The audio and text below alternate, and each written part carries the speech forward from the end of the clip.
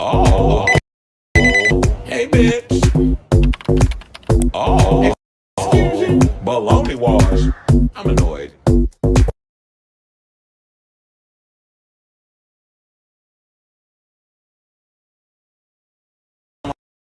Very heavy. Oh, it's Chris Avalon Unfiltered, bitch.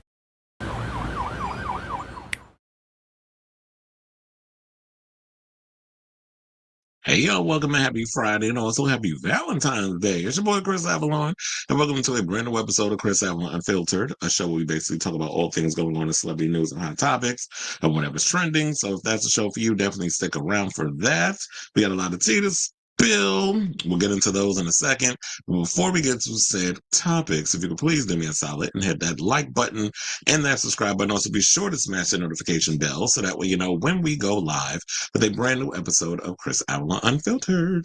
And so we got to talk a lot of movie news today. So apparently there's been some behind the scenes drama, according to a crew member who was spilling some tea about what was going on behind the scenes with Captain America Brave New World. I'm also going to give y'all my overall thoughts on it. I'm going to do a non-spoiler because I know there might be some of you that actually want to see the movie, but I'm going to give y'all an inside little situation on what my overall thoughts were. If you actually seen what I said on social media, you already know how I feel, but I'm going to go through it anyway. We had to talk Dave Bautista and who said basically what would it take for him to return for Guardians of the Galaxy 4. There's some rumors in regards to X-Men on who they're looking to play Rogue. Also, they have an actor in mind who they want to play Kang, and it's not Jonathan Majors. I want to get into that. So there's a lot of rumor news.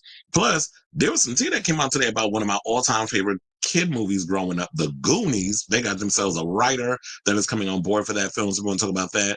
Plus, Robert Pattinson is giving a little taste of what we could expect from the Batman 2 and when they're going to start filming, so we're going to talk about that. Plus, Britney Spears apparently suggestively or subliminally broke her silence after her ex-husband, Sam Asghari, just did a recent interview, so we'll talk about that. Plus, there's some an update on Wendy Williams regarding her guardianship on she signed some legal documents, something or another. Then we got to talk about this thing that broke yesterday because we didn't get to do it because I didn't get to do a show. Madonna apparently is giving us a new album, which we already knew about since last year, but she's confirming that it might be a sequel to Confessions on a Dance Floor. So we'll talk about that and and then also as us Madonna fans, what we would like to hear in regards to the type of music that we could expect from her collaboration and reuniting with Stuart Price. Excuse me, and that sort of thing. And then also, child, Shakira is being accused of copywriting. I mean, not copywriting, but stealing from Beyonce. They're saying her current tour looks fairly familiar. And they saying she done stole a lot of ideas from the Renaissance tour. So we don't get into that. Plus, word on the curb is Phaedra didn't show up at last night because, they was filming in New York, in case y'all didn't know this, the Married to Medicine reunion. So we're going to talk about that. Then Marlon Wayans went and dragged Soulja Boy cracked out looking ass all over social media for basically basically giving a slur towards his trans son. And we got some news that the gays are going to love about Miss Mariah Carey this coming summer. So we're going to talk about that and a whole lot more. There's not a lot going on, but so sometimes it be like that, but I can make a mountain out of a molehill. So as I said before, if you can hit that like button and that subscribe button, also be sure to smash the notification bell. So that way, when we go live with a brand new episode of Chris Avalon Unfiltered. Let me hit my banner. Let's see who's in here. Robert says happy V-Day and happy drag little. We talking about, that's what I call the little monsters. The little monsters. I call them baby critters, because they out here starting a mess. But we're going to get into that when we get to the Madonna story. So without further ado, let's get into this Captain America story. So yeah, I did get to go see Captain America yesterday. I was at Kips Bay. I went to one of the fan screenings, actually, and it was a lot of fun. I got to see it in IMAX, and it was a while since I've been to Kips Bay because I worked there once. I did like a shift over there one time, and that was like years ago. That was like probably in 2015 or 2016. So nevertheless, I got to go see the movie, and I'm gonna give you my overall thoughts. I thought it was all right.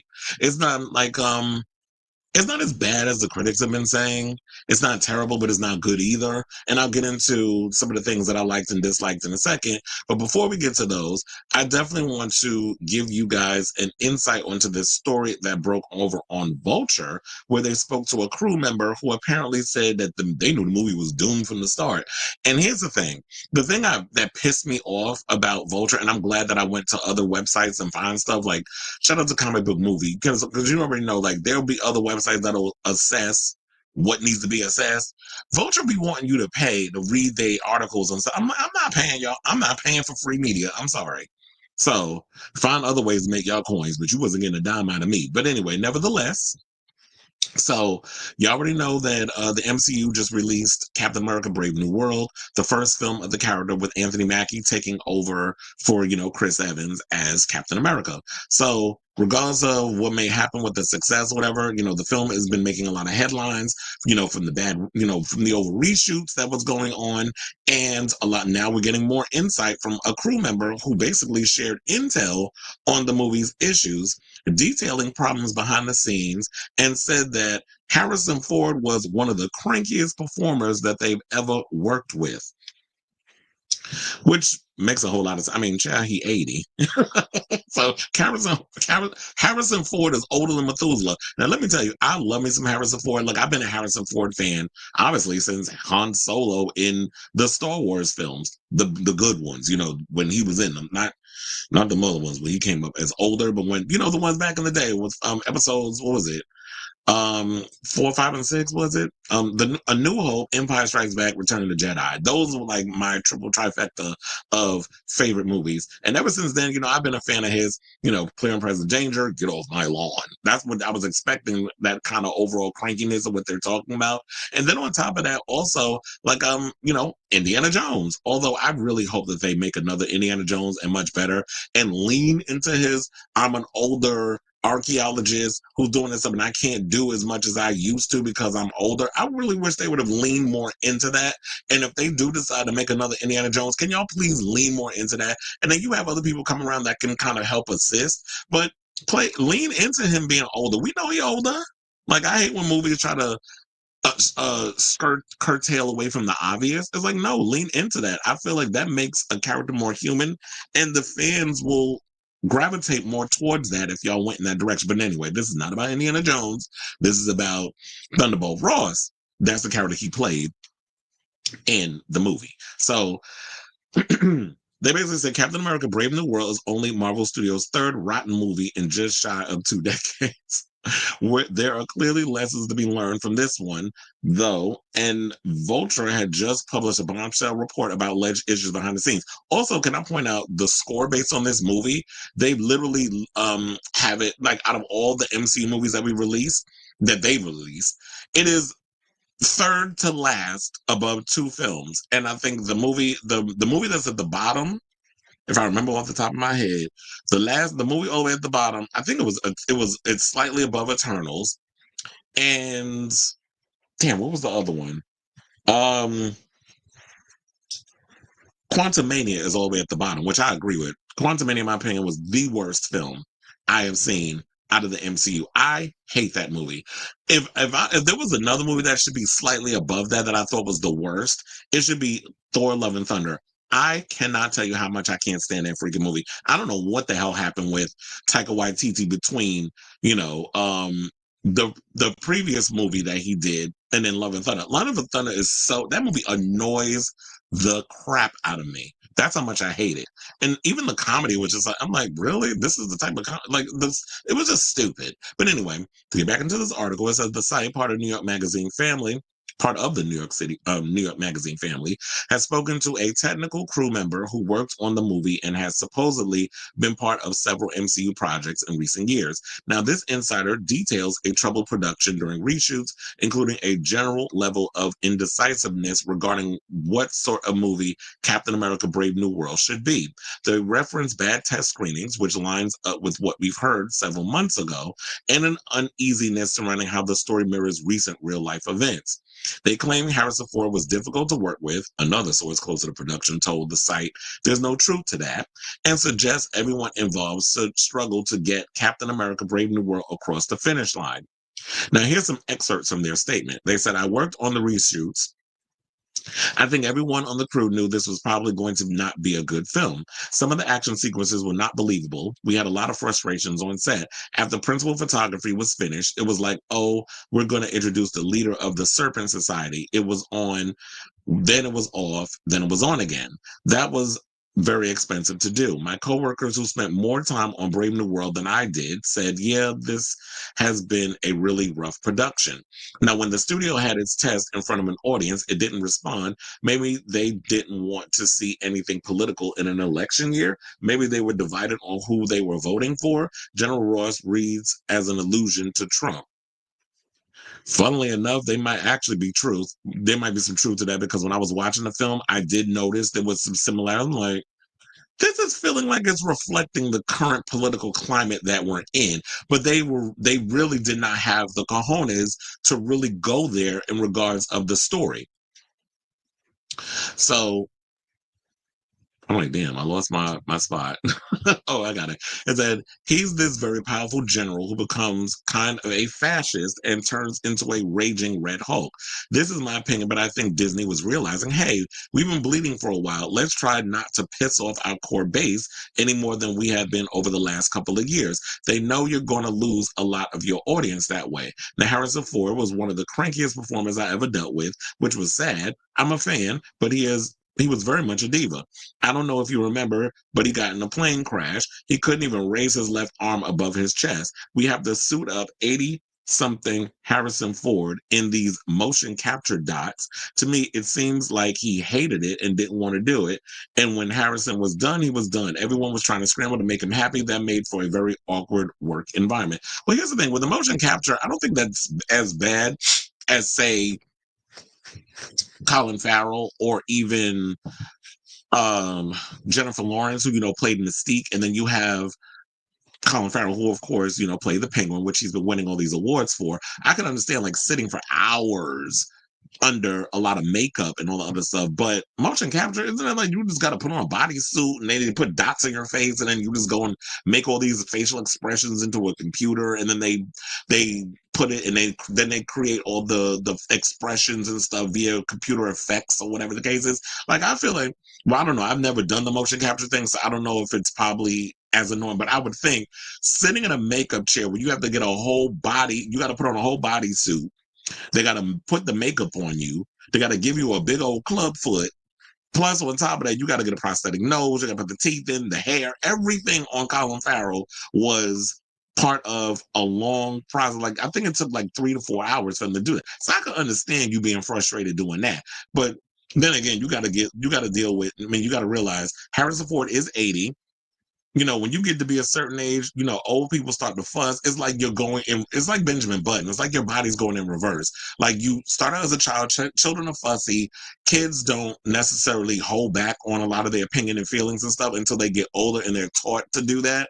And then once you get to be a certain age, it's like it's reversing. So you go back to this like, oh, you get in that IDGAF phase where you just going to say and do whatever. And it's not, and you just don't care. So I could totally imagine that Harrison Ford would be cranky in that way. But sir, you have to realize if you get in these type of films, it's gonna require a lot of you having to do certain things. Now, I will agree with them that it definitely felt like they did not know where they wanted to go with the film. If you're gonna make a movie, a political film, you have to pick something and stick with it and not worry about whether or not you're going to piss fans off. Because here's the thing that I did after I watched Brave New World, I got home and I was after I ate and everything because I was hungry. Like I had to eat something after I came from the theater. Um, After I watched the movie, I came home, ate, did whatever, got relaxed, and then I put on Captain America: Winter Soldier. And I think that that is the perfect way to go about it. If you watch this movie and then put on Winter Soldier, and that's like the first time we meet Sam, which is Anthony Mackie's character. That's the first time we meet Falcon, and then you get to see this is like when they really get into political stuff, and I'm like, This movie is perfect in that way. Y'all didn't shy away back then. Why are we shying away now? And I feel like that's what's happening, that everybody's getting so scared to really go there because you're going to piss people off. Here's the thing. If you're going to jump into the political cinematic realm, and here, there's another thing people need to realize too. Art is political. Movies are political. Music is political. Comic books are political. So for people to say, keep politics out of my movies and this, that, and the other, I'm like, do y'all just walk through life sleepwalking? Like, politics goes hand in hand with a lot of the subject matter that we watch artistically. If you just want to go in blind and just be like some people just sit there like you got like you're an invalid watching a damn movie and you're just looking at visual things moving on the screen, then that's what you're going to get. But that's not what you get when you do a political movie. If you're going to jump in and do something that is of politics and put it in a film, and I love political thrillers, I love spy movies, I love all that type of stuff, I love that whole world. I really wish that this movie would have grounded itself in that way. So with them saying all this other stuff about it, do I believe it? I believe that it could be that there was a lot of trouble on the set, and clearly it shows from what I saw in the movie. It was just a lot of ideas that was thrown on the screen, and nothing pretty much stuck. I thought the beginning of the film, the first half was pretty weak. The action sequences did let me down a little bit. I was a little disappointed with it. It didn't feel like it just felt a little choppy. Like I'm like, this is not like. Then that's why I said when you watch this and then watch um Captain America Winter Soldier, the action in that movie is so crisp, it's so perfect, it's well edited.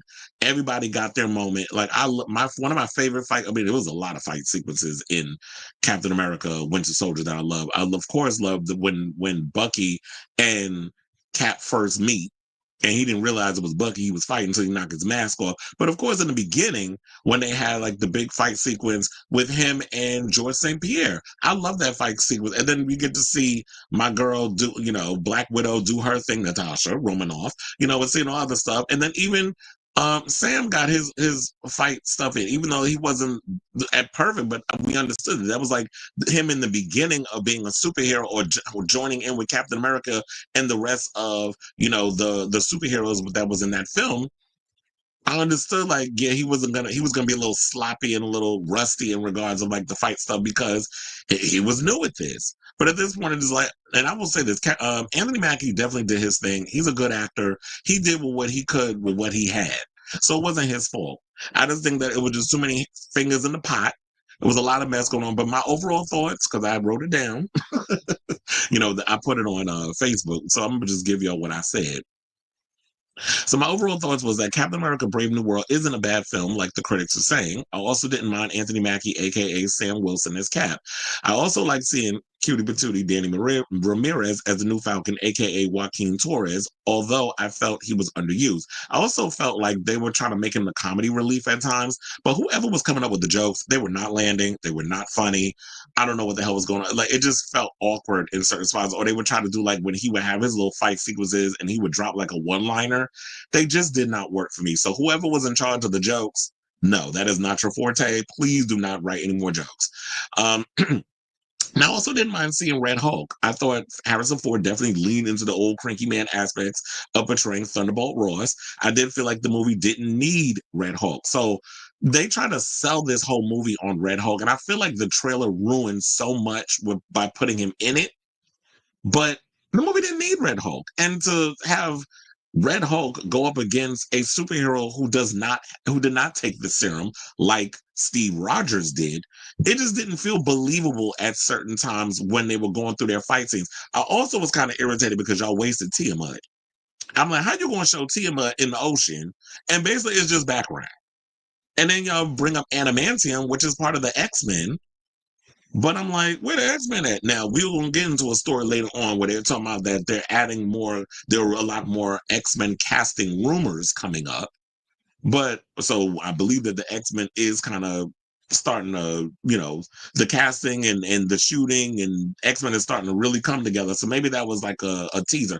But that was another thing too that I had with this film. There was a lot of teasing up to things. There was a lot of ideas going in, but there was no execution. I also love seeing Carl Lumbly up in this movie. Now, for those of you who don't know who Carl Lumbly is, damn, what was the show he was on? First, I remember him from remember a superhero show back in the day called Mantis. I think it lasted like maybe 1 or 2 seasons. I think it was on Fox. I used to love that show. But that was like based off of superhero stuff with the budget of what they could do. It's kind of like John Wesley Shipp when he played the Flash back in the day before he wound up playing Grant Gustin's father in the Flash on the CW. I know I'm taking y'all way back, but I love Carl Lumbly on Mantis. Then when he was the co-star of when he was Sidney Bristow's partner on Alias, so I've always liked him and stuff. I thought he did a great job in this film, but and then I also like the whole assassination plot where they basically was like sleeper agents. I wanted them to lean more into that. I really wanted them to ground this movie. So that was like my overall thing too. Like it should have just been more a grounded political action thriller and not have a ordinary dude like a Sam Wilson who did not take the serum that Bucky and Steve took, to kind of ground him in more of this going up against other people. I also didn't like that other villain they had, the one with the brains all coming out. First of all, whoever did his makeup, he literally looked like broccoli. I don't know if it was supposed to be his brain and then the paint job. Whoever did the makeup, they need to not ever work in Hollywood as a makeup artist, because I don't know who did that villain's makeup, but it was just horrible. And then, what else did I say? Oh, so I said, problem is the MCU was in such disarray, the film stays second guessing itself, hence the reshoots. The movie isn't bad. I just felt that the movie took itself way too seriously and that there were a lot of interesting ideas that the writers didn't fully execute. I was also confused as to why there were pro-Palestine protesters at the LA premiere. So now, I don't know if y'all heard, but there was a protest that went on. There were a lot of pro-Palestine people who were protesting this movie, calling them that MCU supports Zionism. I was so confused what was going on. But then what I didn't know is that they hired this Israeli actress to play Sabra, who they made an ex-widow. So, she was like ex-Black Widow who ended up working on Thunderbolt Ross's, team. So she basically, and then she had her little fight scene and stuff. She had a couple of fight scenes in the movie, which I thought was really good. But I'm like, look at this little woman up in here beating people up. But I didn't know the full backstory behind all of that stuff. So that was another thing that they had going against them. So as I said, to finish this up, how does a non-serum using superhero measure up to his foes with extraordinary abilities? And that's basically what I wanted from this film. I also thought the action was better in the third act than in the first, meaning the fight sequence between him and Red Hulk actually was the best part of the movie. When they go down to where we see Tillman in the ocean, and then it's the big fight sequence and the warships and all the other stuff. I don't want to give away who was fighting who, in case y'all want to go and see the movie. But it was just, and then on top of that, when the whole Red Hulk situation happens, I'm just like, yeah, but we were all kind of waiting for this scene to happen because y'all revealed too much in the damn trailer. So clearly it was insecurity on the MCU's part. They knew they didn't have a great film in their hands. So they're like, let's just spoil the whole movie in the trailer so that way we can get butts and seats. Clearly it didn't help, because I'm hearing like this movie's not going to do all that well at the box office. Like based off the budget that it has, is like, I think almost $200 million. This only supposed to gross, I think about 80 million over the weekend. Because I think it was a holiday weekend, right? And also yesterday, from what I heard, it only brought in like on the America, $12 million was how much it made in one day. So that's not really good if you want to talk about an MCU film.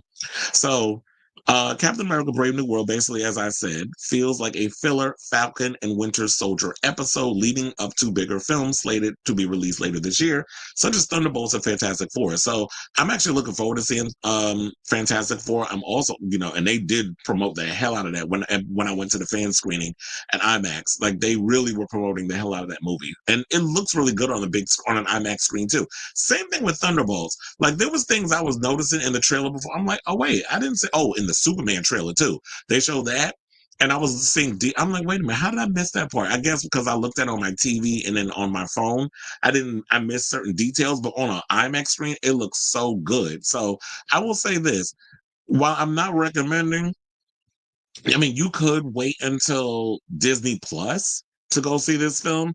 I'm not saying it's like it is not Madam Web. Like it's not one of those films that's like, oh my God, it's so bad, don't even watch it.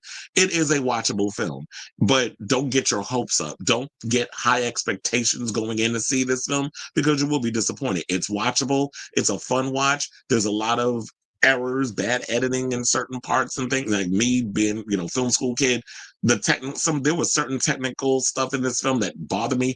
The music also in this film bothered me. I'm like, the music does not fit with the overall intensity of the scenes that you're trying to give across in this film. So that kind of bothered me too. But overall, I will say that if you guys get a chance, if you guys get a chance, definitely go see this movie. As you get around to it, I like Anthony Mackie. I really hope that we get to see him later on. Maybe we will. I think we probably will see him in like Secret Wars or something or another. Do I think that we'll be able to see him in another Captain America solo film? I do think that he needs another chance. They need better writers. If you're going to do a political thriller, you really need to stick the landing in regards of pick a story, pick where you're going to go with stuff, have the balls to stick it out. Stop being afraid of worrying about what these incels on social media think with the woke and all that other crap. Because I will say this, it was great to see that this film was giving a reflection of America. We have a diverse cast. You had a Black lead, you had a Latino co-lead. Well, he wasn't like a really co-lead. They wasted him, as I said, in this movie. But for the scenes that we got to see Danny Ramirez in, it was good to see like a kid in this whole thing and then saying like this Captain America is something that many kids would aspire to, which is like what we do when we watch a lot of superhero films anyway. So I do think for the diversity aspect of seeing like so many different people in this film, it should be supported. But it's sad that the studio just did not focus on let's give it that the writing was just a little bit weak for me and it was all over the place. And I think this is probably the last movie that is under the Bob Chapek situation.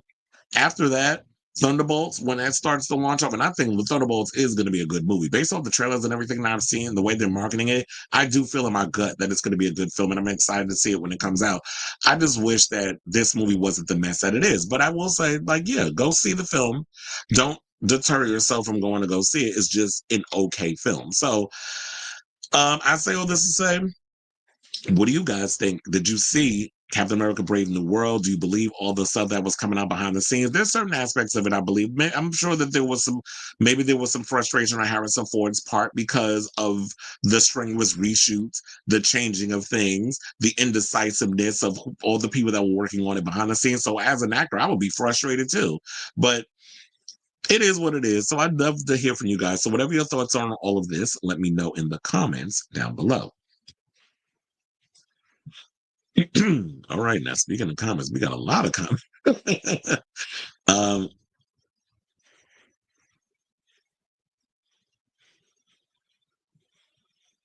You said good luck topping the iconic Girls Aloud. Wait, who we talking about? Sailor Mermaid says, hey girl. Not hey girl. You know who used to always call me that.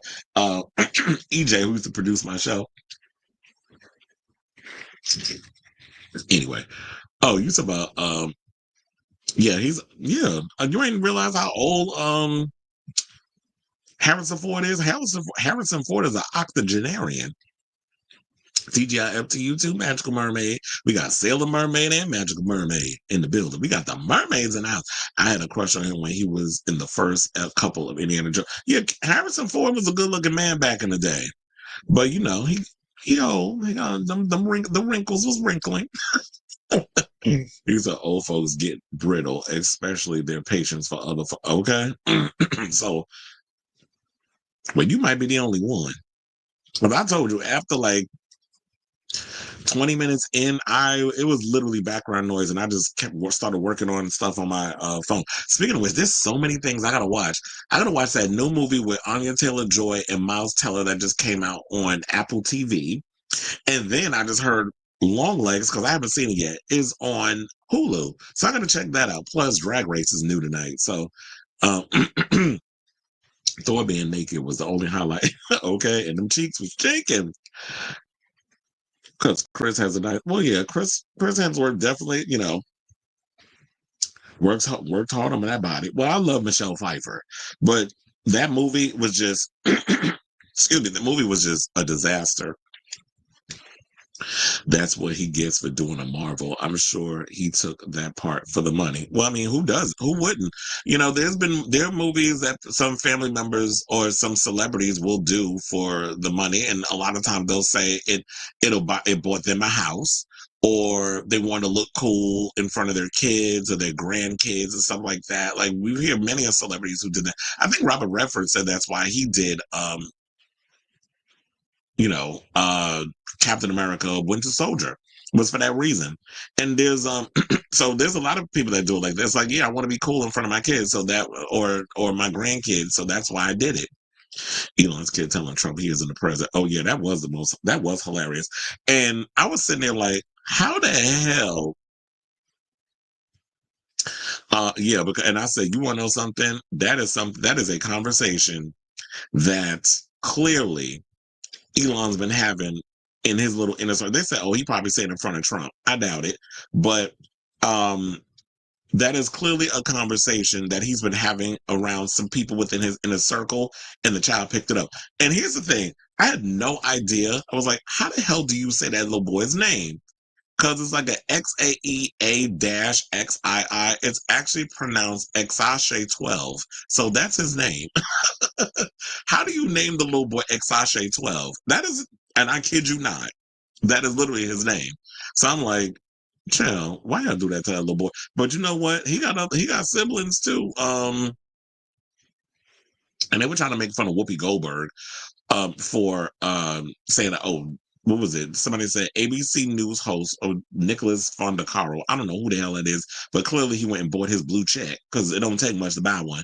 He said ABC News host Whoopi Goldberg, aka a fake name, obviously that's her stage name. This is what people who are actors actually adapt those.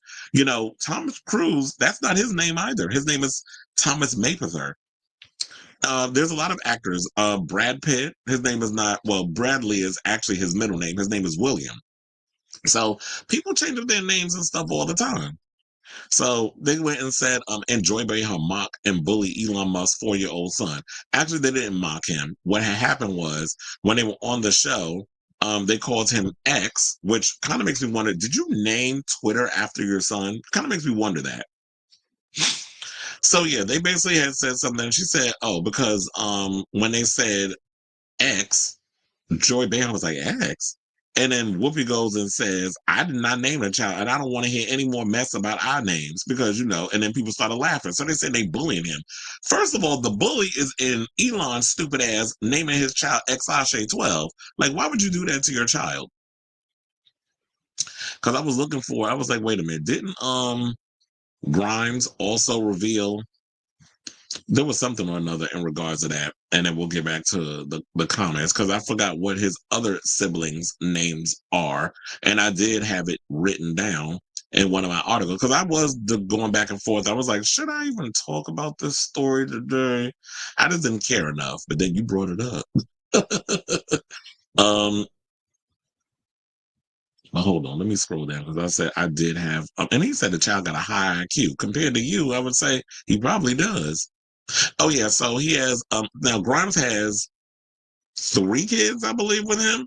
Is it Sasha 12? Then he has Exa Dark Sidriel, and the other son name is Techno Mechanicus. You cannot make this shit up. I was like, these names.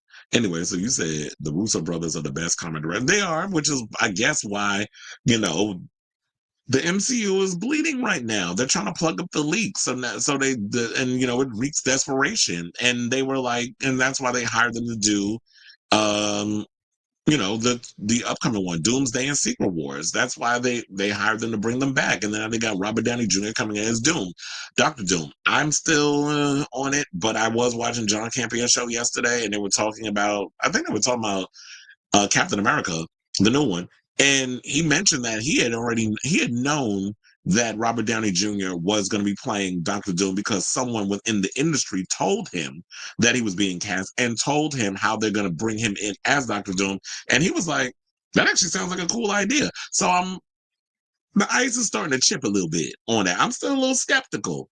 because we've already been bruised and battered many a times and disappointed with what the MCU has been giving us as of late, post Phase 3. So I am curious because I like Robert Bryan Burnett. I like watching a lot of the stuff he says. I love his vast knowledge on movies, and I love him over there on the John Campion show. So I'm like, I'll take your word for it and go along with it. But if you just one of these industry punters that just,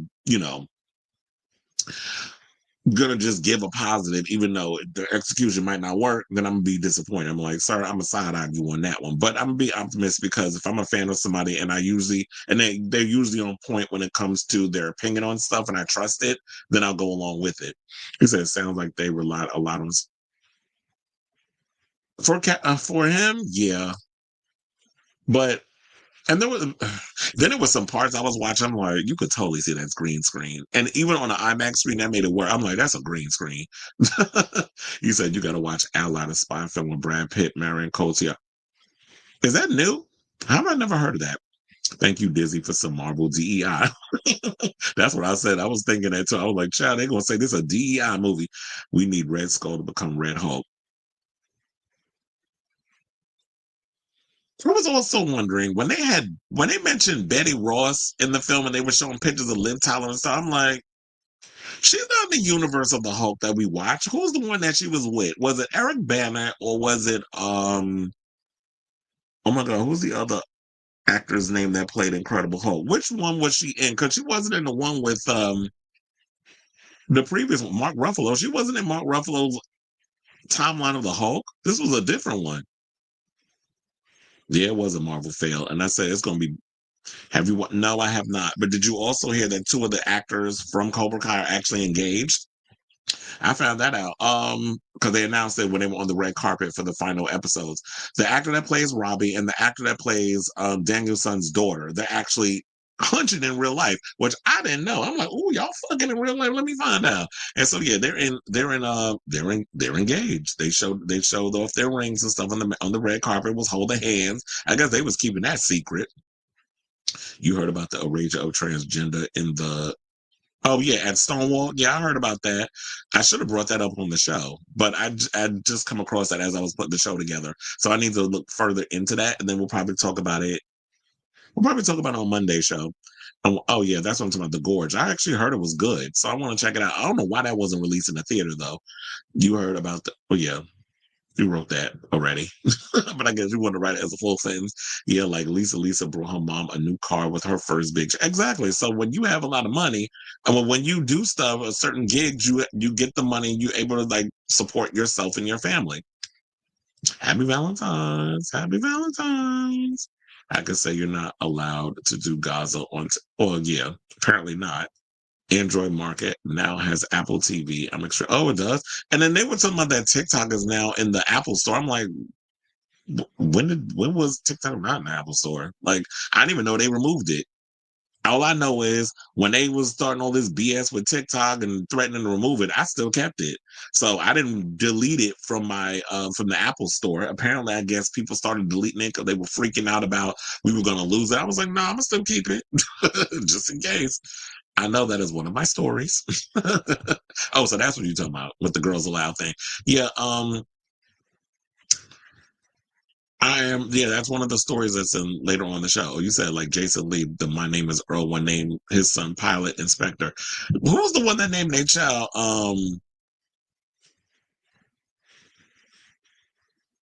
There was another one. What was the one? Was they from Penn? From Penn? One of them, Penn and Teller, named their child some weird name,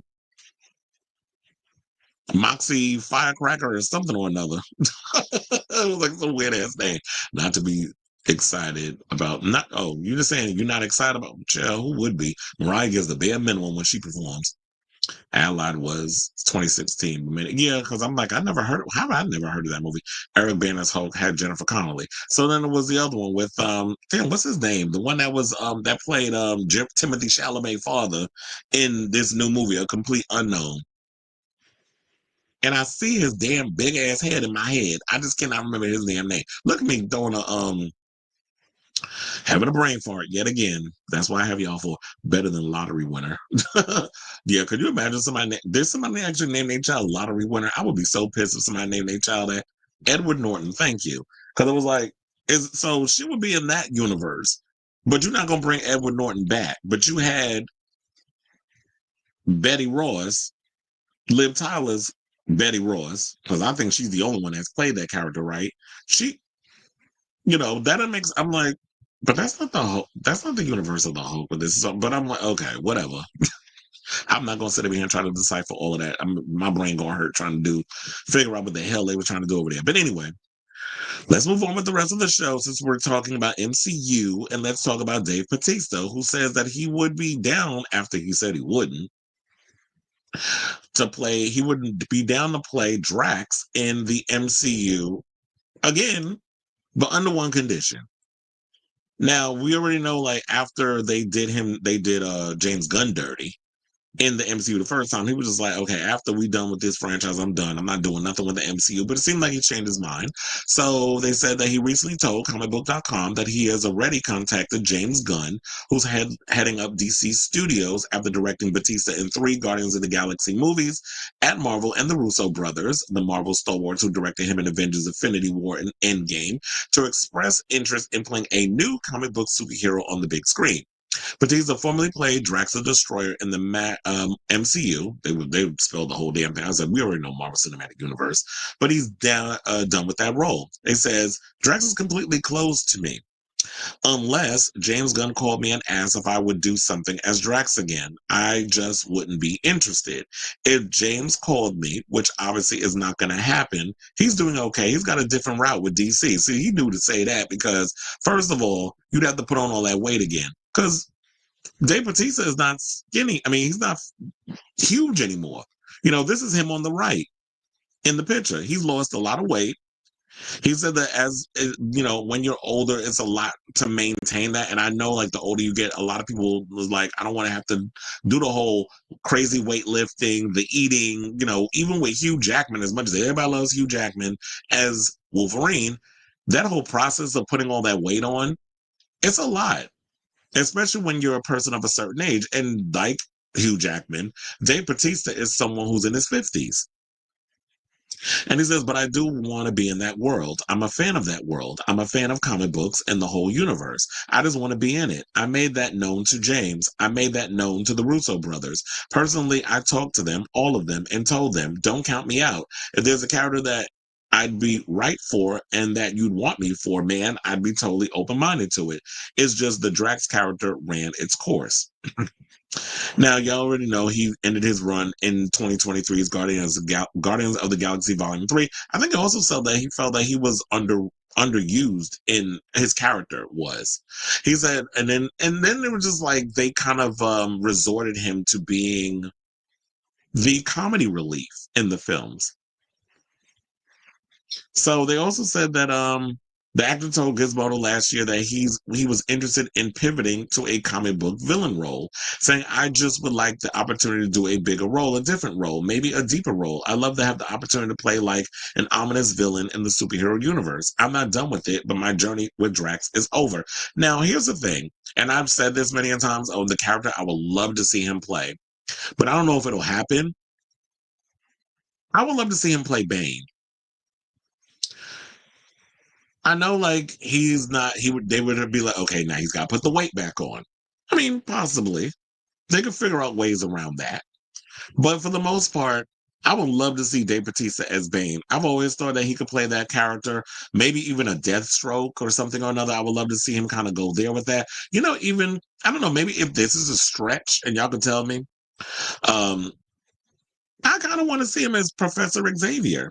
I think he has the overall look for it. I could definitely see him play that part. One of the things I've always said about Dave Bautista that I would say out of everybody, when we talk about, say, John Cena or even Dwayne "The Rock" Johnson, Dave Bautista is one of the actors who have come from the world of wrestling and even like mixed, martial arts, that whole sports world that has transitioned into acting and, in my opinion, has come out the more victorious actor. I know that Dwayne Johnson makes a whole lot of money and he's a movie star and but Dwayne Johnson plays the same damn character in every movie and has for over a decade. So in the beginning of his career, yeah, he was trying out different things and he was always playing different roles. But now it's like he's gotten a little too comfortable. He's gotten lazy with his acting. And every time I see him, I'm like, all right, Dwayne Johnson's got a movie out, whatever. I feel no ways tired about it. It's kind of like when I saw this, Captain America movie.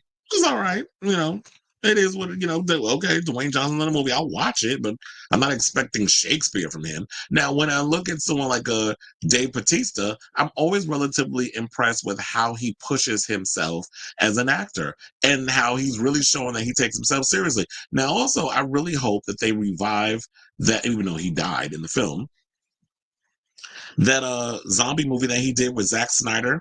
I would love to see them kind of bring that. I want that franchise to come back. Even though if he doesn't come back, I really hope that they revisit it. Leave Rebel Moon alone, please. That was a piece of dog turd. We don't need another one. Although I've heard rumblings that they're talking about making a third one. For why, I have no idea. I couldn't even sit through the Scar Giver, the one that came before. And then they have the absolute litigated gall to insult our intelligence by giving us a Snyder cut of a movie that you could have just put all the stuff you wanted to put in with that other movie. So I like Dave Bautista. I would love to see him play an ominous villain. I think that would be a perfect thing. Now, as far as like what type of ominous villain, I can't think of anyone else off the top of my head because I'm looking at his exterior right now and I can only see Bane. And I really want him to play Bane in a Batman movie. I don't know if it could be in Robert Pattinson's Batverse, or maybe they could bring him in like a future Brave and the Bold type of film, not the upcoming one, maybe a sequel. I don't know. DCU will figure it out. But I would definitely love to see him in a James Gunn superhero universe. If the MCU won't use him, then let's get him in the DCU. So I say all that. So what say you? What do you guys think of this story? Who would you like to see Dave Bautista play in a superhero movie? Be it a hero, which he's done enough times, and it seemed like he wants to really stretch himself and do something else, or a ominous villain. Let's lean more into the ominous villain idea of it all. And what villain would you like to see him play? So whatever your thoughts are on this story, let me know in the comments down below. Okay, so we have comments. He does look great now. I like him when he lost all the weight. I know a lot of people was kind of annoyed saying, like, oh, he looks too skinny. I'm like, he looks good. First of all, nobody wants to walk around in their 50s, if you're 6'3", or I don't know how tall he is, and you're like damn near 300 pounds. Who wants to walk around all that weight? I don't think Dave Bautista wants to be The Rock at all. I think Dave Bautista likes his career where it is. First of all, he's done the work to push himself as an actor. And I think that's what he wants to be taken seriously as. So I don't think he wants to be The Rock at all. Dave Bautista doesn't care about all the pomp and circumstance of it all, which is why he's always been very outspoken when it comes to certain things, especially the way the MCU tried to do James Gunn dirty when those old tweets came out and they were like, we're firing him and all this other stuff. But then they backpedaled and then they brought him back. So Dave Bautista always comes across as someone who is very much outspoken. I mean, his mother's a lesbian, so he's very much been outspoken on LGBTQIA plus rights. He is an ally, and he's very much like a loner type and does his own thing and doesn't follow the rules of, I'm going to be this typical perfect Hollywood specimen. I'm going to just say what I'm going to say. And if I get canceled for it, oh well. I mean, he's not going to go all Gina Carano with some of the stuff he says, but for the most part, he's very much a IDGAF type of actor. In defense, it did take The Rock a real long time to be huge in film. What are you talking about? With you talking about his career or the alleged, HGH and steroids and all the other stuff he was using? Oh, yeah, talk about the physicality. That's because Dave is more hungry and wants versatility. Too bad Dwayne doesn't have that. The potential is there, but like you said, he's too comfortable. He has to be with swag. The Rock, just that guy. I'm not a big fan, but he okay. Okay. All right, so now we got some X-Men news. So we've been on here talking about the possibility of Keke Palmer playing Rogue, which I'm still set on that. I like Keke Palmer. I think she would make a good Rogue. There's nothing in the whole Rogue specimen that says that Rogue has to be a white girl. I mean, the only thing that differentiates herself is she's a Southern chick. And Keke Palmer, I believe, is from the South. She could do a Southern accent. All you gotta do is put a little big auburn wig on. Isn't she kind of like a redhead-ish? Or light brown, but just with a white streak in front of her hair. So you can pretty much put a wig on her, like one of those Rihanna from the Loud era wigs, and just color it the Rogue color and have her come out. But ever since I heard this rumor of Margaret Qualley from The Substance being eyed to play Rogue, I am totally here for this casting. And this comes from the In Snyder, which is Jeff Snyder, the Hot Mic podcast. Actually, we got a couple of Jeff Snyder rumors that we're going to be talking about besides this one, but let's focus on this one now. Now, Rogue, whose real name is Anna Marie, is easily one of the most popular members of the team, and fans have been hoping to see a comic-accurate take on the sassy Southern Belle in live action for many years. Agreed. Now, Anna Paquin played a younger version of the character in 20th Century Fox's X-Men movies, but she really didn't have that much in common with her comic book counterpart. And I also felt that she was vehemently underused in the movie. She would just resorted to like, oh my God, I can't touch anybody because all I want is a man and I can't kiss somebody. I can't touch him. I can't. No, they just made her a horny teenager who was basically neutered by her powers. And that kind of irritated me about how Bryan Singer handled a lot of the X-Men characters, but I guess because she had a vagina and she didn't, she wasn't some underage male, then he wasn't going to give them a whole lot to do. Or somebody that Bryan Singer could hunch and bring to one of his notorious pool parties. Yeah, I'm throwing that dagger because that's what pissed me off about him, how he will underuse a lot of his characters in the film. And you know how I feel about him and how he underused Halle Berry as Storm. But you will try to push all these other characters into the forefront. Now, they said Qualley's acclaimed turn in The Substance has made her a hot commodity in Hollywood, so it was probably only a matter of time before a major superhero franchise came calling. Though we're still waiting for an official announcement, Marvel does seem to be making moves on the project behind the scenes. No director is attached that we are aware of, but the amount of casting rumors from various reliable sources doing the rounds would seem to indicate that the studio is quietly assembling its new lineup.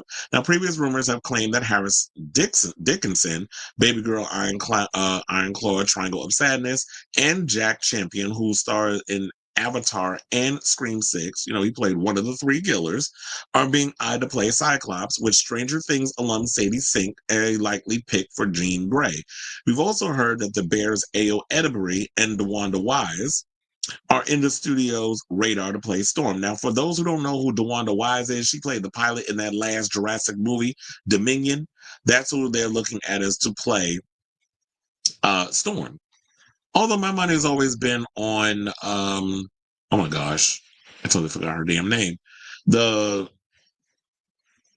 actress that was married to Jonathan, what's his name? Pacey from Dawson's Creek. His ex-wife, who's Cody, what's her name? Jodie Smith, I believe is her name. I was like, all of a sudden I'm forgetting names today. Jodie Turner Smith. Now it comes to me. Kitty Pryde and Gambit, but will it be Channing Tatum, are also expected to be on the team. Now, more recently, they're saying that who they got to play Mystique, and I think this would be perfect. They're looking at Hunter Schafer to play Mystique. Now, I'm here for that because she definitely gives that whole statuesque model, even though she is a model, look. And they've hired women in the past who were models. Well, only one, Rebecca Romijn. She was the only model that I know that turned actor that played Mystique. Jennifer Lawrence is not a model. She's an actress, although she bitched and moaned every time they put her all in the blue makeup. She, and she did a good job for what she played. But hearing all the behind the scenes whining, it irritated me. And the fact that because she was the big star at the time, they compromised and didn't put Mystique in a lot of the Mystique makeup. It kind of was annoying. But I would, if they do go with Hunter Schafer, who is coming back for Euphoria season 3, which is, I'm hearing it's its final season, which is good because this has been too long. Y'all had us wait for a season of Euphoria. But I would definitely love to see her play Mystique. And they also said Julia Butters from The Gray Man and the Fablemans is said to be in talks to play Pride, as in Kitty Pride. Now, last week, they said they reported on a slightly more out there rumor that Denzel Washington might be set up to play Magneto. Um, I don't know how I feel about that. Here's the thing. Now, when we talk about on this show about coming in and doing a whole race swap situation, if it's embedded in someone's racial identity or culture, I'm not here for changing up their makeup. Denzel Washington, if you're gonna come in and make him Magneto, then I feel like y'all need to, if you're gonna do a whole race swap situation, then what are we gonna do? Have him like someone who had to deal with a time of slavery, and then you have magnetic powers? Because if you're gonna come in and you're gonna do Eric Lensher, and you're gonna have him do Magneto, this is going around the times of the Judaism, well, the Jewish Holocaust and all that other stuff, and what Jewish people were encountering, and how they separated him from his parents, and that whole backstory. So if it's focusing on his whole Jewish background, you can't change that. But if you're going to do something with Rogue, where her race is not a culture, is not a significance to who she is, you can do a whole race swap with that. Just like I was saying, like with Black Panther. Black Panther is from a place called Wakanda, a fictional part of Africa. You can't make a white character come up in there, unless we're going to talk about apartheid and all the other mess I want to bring up. You can't change that. But if it's just some regular character that, it's not about their cultural background, be it they're Italian or Irish or Jewish or whatever the case is, then you can't change the character. So I'm hearing, if they're saying that that's a rumor, they're going to have him play Magneto. No. No, I disagree. I do not want that to happen. I'm sorry. So now they said Michael Leslie is currently working on the script. Now, if some of the X-Men make their debut in the next Avengers movies, which they are rumored to do, there's a chance we could get some official casting news fairly soon.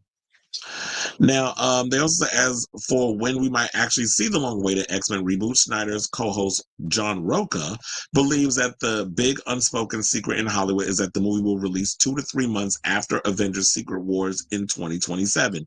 Snyder agrees that the film will likely hit theaters that year, but feel it will be more like 5 to 6 months after Secret Wars. So I do feel like if this movie is going to start coming out in 2027, then we might start hearing casting news possibly by the end of this year into, or maybe early next year, who knows. But as far as like the casting and stuff goes with Margaret Qualley and some of the other members of the cast, I'm here for it. Like for me, when I'm looking at who the actors I think I'm more or less rooting for Jack Champion from Scream 6 to play Cyclops. I think if they're gonna go with Jean Grey, I would love to see Margaret Qualley. Well, no, Margaret Qualley's going for Rogue. Jean Grey, I definitely see Sadie Sink playing that part. Ayo Edebiri, I don't know about her playing Storm. So I'm still with Jodie Turner-Smith, and then DeWanda Wise. I need to see her in more stuff, so I would love to see her as Storm. Now, Kitty Pryde. Now, as far as Gambit, can y'all really give? I would love to see Channing Tatum in the role again. I liked him as Gambit, so why not bring him back in there? Kitty Pryde. They'll have to figure out who they're gonna get to play that part. I definitely am here for Hunter Schafer as Mystique.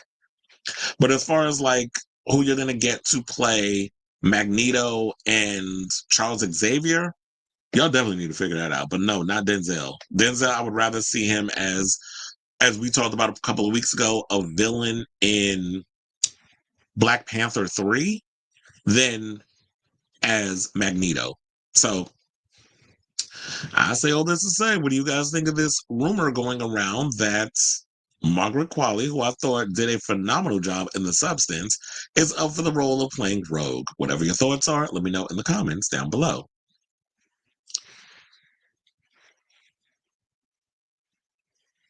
You said, "Don't touch me, Rogue." Why did it sound like you had a brogue when you said, "Don't touch me, Rogue"? Rogue could have her own movie for me. Well, we'd see if they go with that. Yeah, no, let Magneto be a white Jewish Holocaust. Exactly, that's what I say. It's like, let him stay a white Jewish Holocaust survivor because that plays culturally. That's a culturally significant part of who Magneto is. When something is culturally significant to the character, that's what I say. You cannot change that character into a race swap. If there's no cultural significance, no background, no kind of anything to do with that, then you can do a race swap. It doesn't matter. But if it's embedded in the culture of who that person is, no, I do not agree with them changing that. So I'm glad we're all on the same page with that one.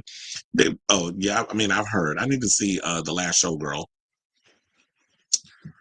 You said both Rogue and Storm deserve origin story movies. Yeah, I would love to see a Storm again. Storm definitely deserves a origin movie.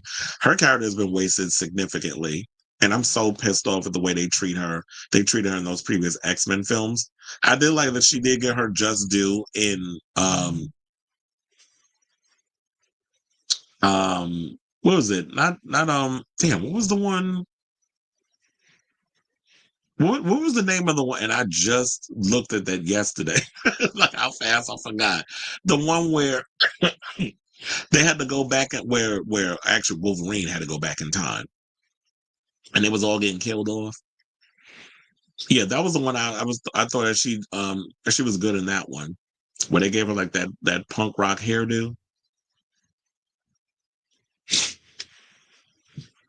But anyway, let's move on to our final MCU story before we get on to the rest of the show. There's a rumor going around that Severance's Tramell Tillman is actually in talks to play Kang. So yeah, there's been stories going around that Jonathan Majors, they were like, oh, well, they might be looking back for him to come back as Kang. Then there was a story saying there's no truth to this rumor that's going around that Jonathan Majors could come around as Kang. I do feel like we will see Jonathan Majors down the road as, in a future movie. I don't necessarily think it'll be the MCU. But I do feel like that he will be given another chance. I know there's some people out here who love to compare his situation to what happened to Robert Downey Jr. Oh, how can y'all bring Robert Downey Jr. back? But then but then you do this to him and they try to make it a race thing. I do not agree with that. I feel like Robert Downey Jr., what he did to him was self-inflicted. He was an addict. He got caught in a child's bed sleeping. And then he was arrested. He got himself clean. He turned his life around. Jon Favreau had to literally fight to get him to come back to even get the part of Tony Stark, and he killed it. And look where his career is today. People love him. He's done the work. He stayed on the straight and narrow. He hasn't gone back. He's been given another chance, and he's followed through with that. And I feel like if people do the work, then we should give them the opportunity to have a second chance. And that was his second chance. With Jonathan Majors, and it took years, I should say, before I get to the Jonathan Majors part, it took Robert Downey Jr. years to get back in the good graces of not only Hollywood, but the public. And look how you give us a good movie. We're a very forgiving group of people if you give us a good film. Jonathan Majors, this still is relatively fresh. It's been like, what, maybe a year or two since this whole situation went down? Probably not even, probably like a year and a half. I don't know. Since the whole situation where he got caught up in that the little smackdown with the ex-girlfriend and the fight outside and all the other stuff. So it's going to take a while for Jonathan Majors to get back in the good graces of the public. So just give it a little time. And then there was a rumor going around that they were looking at Coleman Domingo. And I think that Coleman Domingo said, nobody's talked to me about coming in to play Kang, but they may have talked to his people behind the scenes. And that may have been a negotiation with his people. And then his people will bring that to him. And then he'll decide yay or nay. But for the most part, he said, no one's talked to me. So there's a rumor going around that Severance actor, Tramell Tillman, could be replacing Jonathan Majors as Kang. And seeing this casting, I'm like, I could totally see it.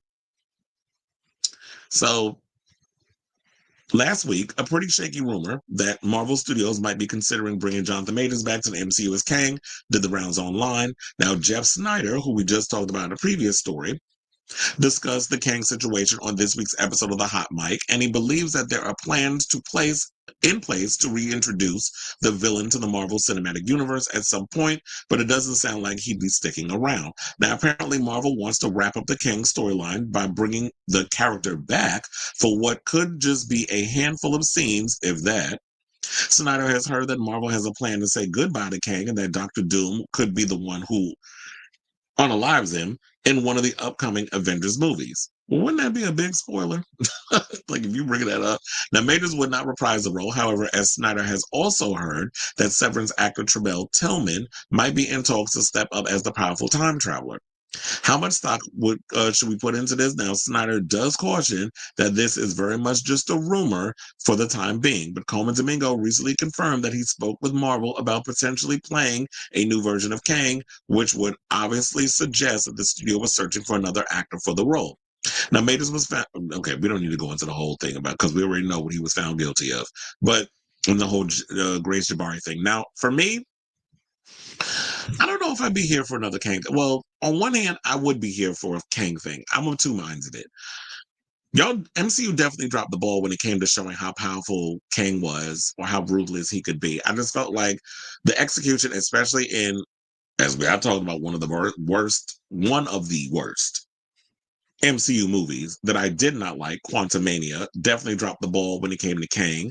I know that he was brought up in Loki season 2. I didn't even watch Loki season 2. I didn't care enough to watch Loki season 2. I like Loki. I didn't care enough to sit through that show, especially since I've been burned so many times by the MCU and their shows. So I don't know how well he did, although I heard that they gave him a very satisfying arc in season 2 of Loki. Now, as far as like maybe if they want to bring him in to tie up loose ends and kind of put to bed his character, but then also bring in Doctor Doom, I'd be here for that. But I don't want you're going to bring us some new actor for a bona fide cameo. Like if you're going to bring in Kang, y'all definitely need to bring him in and give us a satisfying conclusion to his character. I mean, if they kill him off, that'd be a bummer. But if they could find a way to like, I guess, give us a satisfying ending, like I said, then okay, I'm here for it. But um yeah, so just give him one satisfying redemption before the franchise goes and moves on to the next phase. Because so far, I've been pretty disappointed with a lot of what's been coming out of the phases. Even though when I gave y'all overall review of what I thought of the last, the recent Captain America movie, it's like, yeah, so far it's like, yeah, it was all right, but you're getting us sort of on the right track. I think we'll probably be getting on the right track with Thunderbolt, so I'm looking forward to that. But as far as like Kang goes, I don't feel no ways about it. I'm just like, okay, if you're gonna recast the role, then recast the role. But if you're gonna recast the role, then just don't give us some half-baked, rushed thing so that way y'all can move on to the next character. So yeah, that's all I gotta say on that. It was like nothing big. So I say, let's say, what do you guys think of this story regarding Jeff Snyder and this rumor going around about Tramell? Tillman is in talks to replace Jonathan Majors as Kang in Avengers 5. So we could be seeing him in Avengers Doomsday. And that Doomsday, played by Robert Downey Jr., might be the one to take Kang out. So whatever your thoughts are on that, let me know in the comments down below. I was like, what is going on? My nail.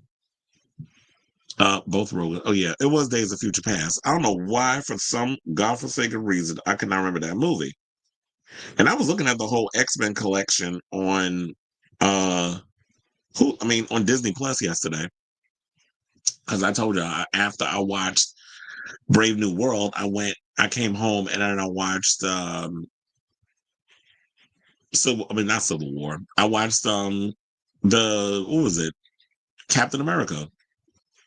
The one we first get to meet when Bucky was held under the spell, Hail Hydra and all that stuff. So I just like came home and watched that, which, child, if you really think about it, they're trying to say like, would Hydra be kind of like the equivalent of MAGA and this hostile takeover that they've done to our government? All right, so now here's some news I'm excited about. Let's get into this Goonies story. So for those of you who may not be aware, The Goonies is actually one of my all-time favorite movies as a kid growing up as a child of the 80s. Now, it's not the only one. I have 3 all-time favorite movies as a kid. Well, I could probably throw in 4.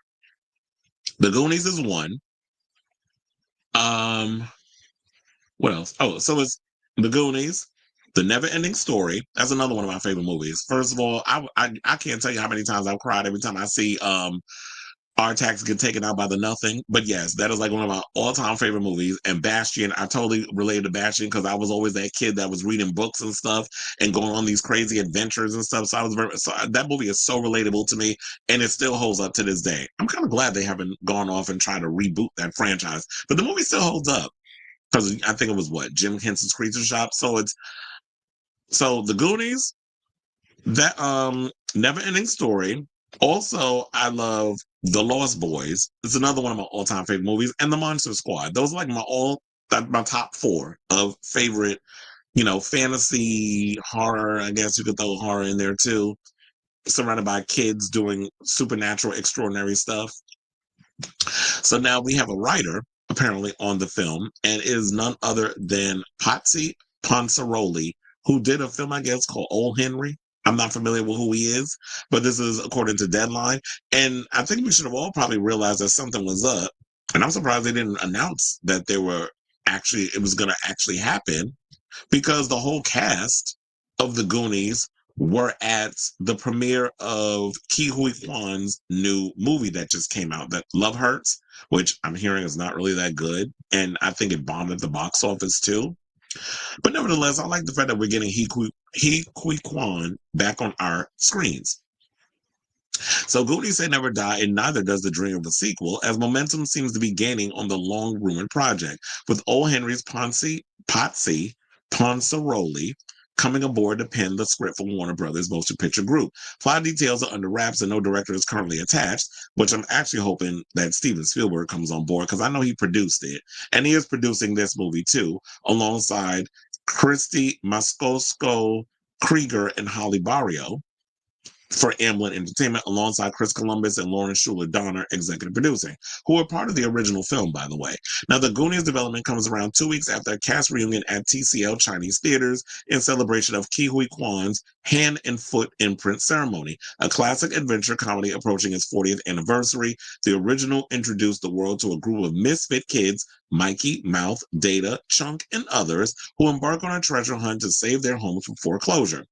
The journey takes them through underground tunnels, booby traps. Yeah, I said that on purpose because that's how Data pronounced booby traps, and encounters with the villainous Fratelli crime family, all leading to the discovery and the long lost treasure of the pirate One-Eyed Willie. Now, a cornerstone of 80s pop culture, the film launched the careers of young actors such as Josh Brolin, Sean Astin, Corey Feldman, Martha Plimpton, and Quan. Richard Donner directed from a script by Columbus, which was based on a story from the project's producer, Spielberg. So I'm actually hoping that Steven Spielberg actually, like I said, comes on board and decides to direct it. Because I'm like, is Dick Donner still around? Yes, I call it Dick on purpose. And yeah, Martha Plimpton, she always been around. Like she's always like you'll see her as like she's a character actor now. Corey Feldman, really haven't seen him and stuff, but I think he's done like a lot of straight to streaming movies. Like he's a B movie actor at this point, but he had a phenomenal career as a child actor growing up. Sean Astin still does stuff. Remember when he was on Stranger Things, and he's been doing a bunch of other stuff. Josh Brolin, I feel like out of everybody in the Goonies franchise, has had more or less, if I could think, the bigger career. The actor that played Chunk, um, he's an entertainment lawyer now, so I don't know if he's going to come back as an actor. Now, in regards of where they're going to go with this, I think that maybe we would. I mean, maybe I think where they're going to go with this is more or less, they'll have them. It'll be like a legacy sequel. So you have like, that for the nostalgia of my generation of, oh yeah, well, I remember when they were kids and now they've had kids and now their kids are going on an adventure and maybe the parents get caught up in the adventure somehow. So it'll be interesting to see how that all works out or what story they come up with. But as someone who was a huge fan of the original Goonies movie, I'm just really got my fingers crossed that they're going to give us a really good film because I don't want my childhood ruined. I mean, if the movie turns out to be bad, then we always got the see. I mean, we'll always have the original movie that I can always go back and watch. And I can't tell you there's always a time every year that I put the Goonies on and I watch it because that's how much I love that film, and it just keeps me in touch with my inner child. It's like, you know how some people they watch animation or they watch cartoons and stuff, and I'll be like, okay, that's for little kids or whatever. Like I have my vices too. And going back and watching some of my childhood favorite movies is like what keeps me in touch with my inner child. A movie that I actually auditioned for back in the day when I was a teenager. Yeah, there was a movie that came out called Inner Child. I went to a whole casting and everything. But anyway, so they said that Ponciroli recently signed on to direct The Rescue, a Western starring Brandon Sklenar, which Skydance is looking to shoot this summer. Why does that name Brandon Sklenar sound familiar? I think he's the actor that's actually in that new movie called Drop. I think that's where I heard that name before. He plays the boyfriend that the girlfriend has, that the girl that she goes out with, the guy, you know, he goes and meets a girl on the date, and the girl gets a phone call, and she's got to take him, like she got to kill him. So I think that's who that is. Now, Breaking Out with Old Henry, a Western starring Tim Blake Nelson, which premiered to critical acclaim at the 2021 Venice Film Festival. He, prior to The Rescue, rapped on Motor City, starring Alan Ritson, Shailene Woodley, and Ben Foster, with Stampede Ventures producing. So they also said that he's responsible for Lionsgate's crime comedy, Gritty People, starring Joseph Gordon-Levitt, Lily James, and Himesh Patel, as well as the Billy Ray Cyrus series Still the King. Before that, he directed over 70 commercials and music videos for artists such as Luke Bryan, Kenny Chesney, Yellow Wolf, Cage the Elephant, and many more in the rock, rap, and country genres. So he's a music video director. Okay, well, we'll see how this movie, if they can get a good script, we'll see how well this movie actually turns out to be. So I say all this to say, for those of you who are Goonies fans, or maybe not, what do you think of this story? Whatever your thoughts are, let me know in the comments down below. Okay, so last but certainly not least, we have our final movie news. Robert Pattinson recently appeared on the red carpet for Mickey 17, and he was asked about what's up with The Batman Part 2, which, is the sequel to his 2022 movie, The Batman. So Robert Pattinson revealed at the world premiere of Mickey 17 in London that Batman Part 2 will begin production by the end of this year. Now, Pattinson kept a lot of details confidential while speaking to Variety on the film's red carpet at Leicester Square, and he said, I think at the end of the year, and I know what it's about, but I can't tell anyone, but it's very cool. It's very exciting. Now, an Academy Award winning Parasite director Bong Joon-ho's latest film, Pattinson stars as Mickey Barnes, a future pastry chef who becomes an expendable employee on a space mission. His job requires the ultimate commitment to die repeatedly, being reprinted after each death. The film also involves a love story between Mickey and Nasha, played by Naomi Ackie, with the narrative exploring themes of human identity, survival, and class disparity. It's based on Edward Ashton's novel Mickey 7, but takes significant departures from the source material. Well, isn't that what they always do when it comes to these movies? So he also talked about that movie, but here's the thing.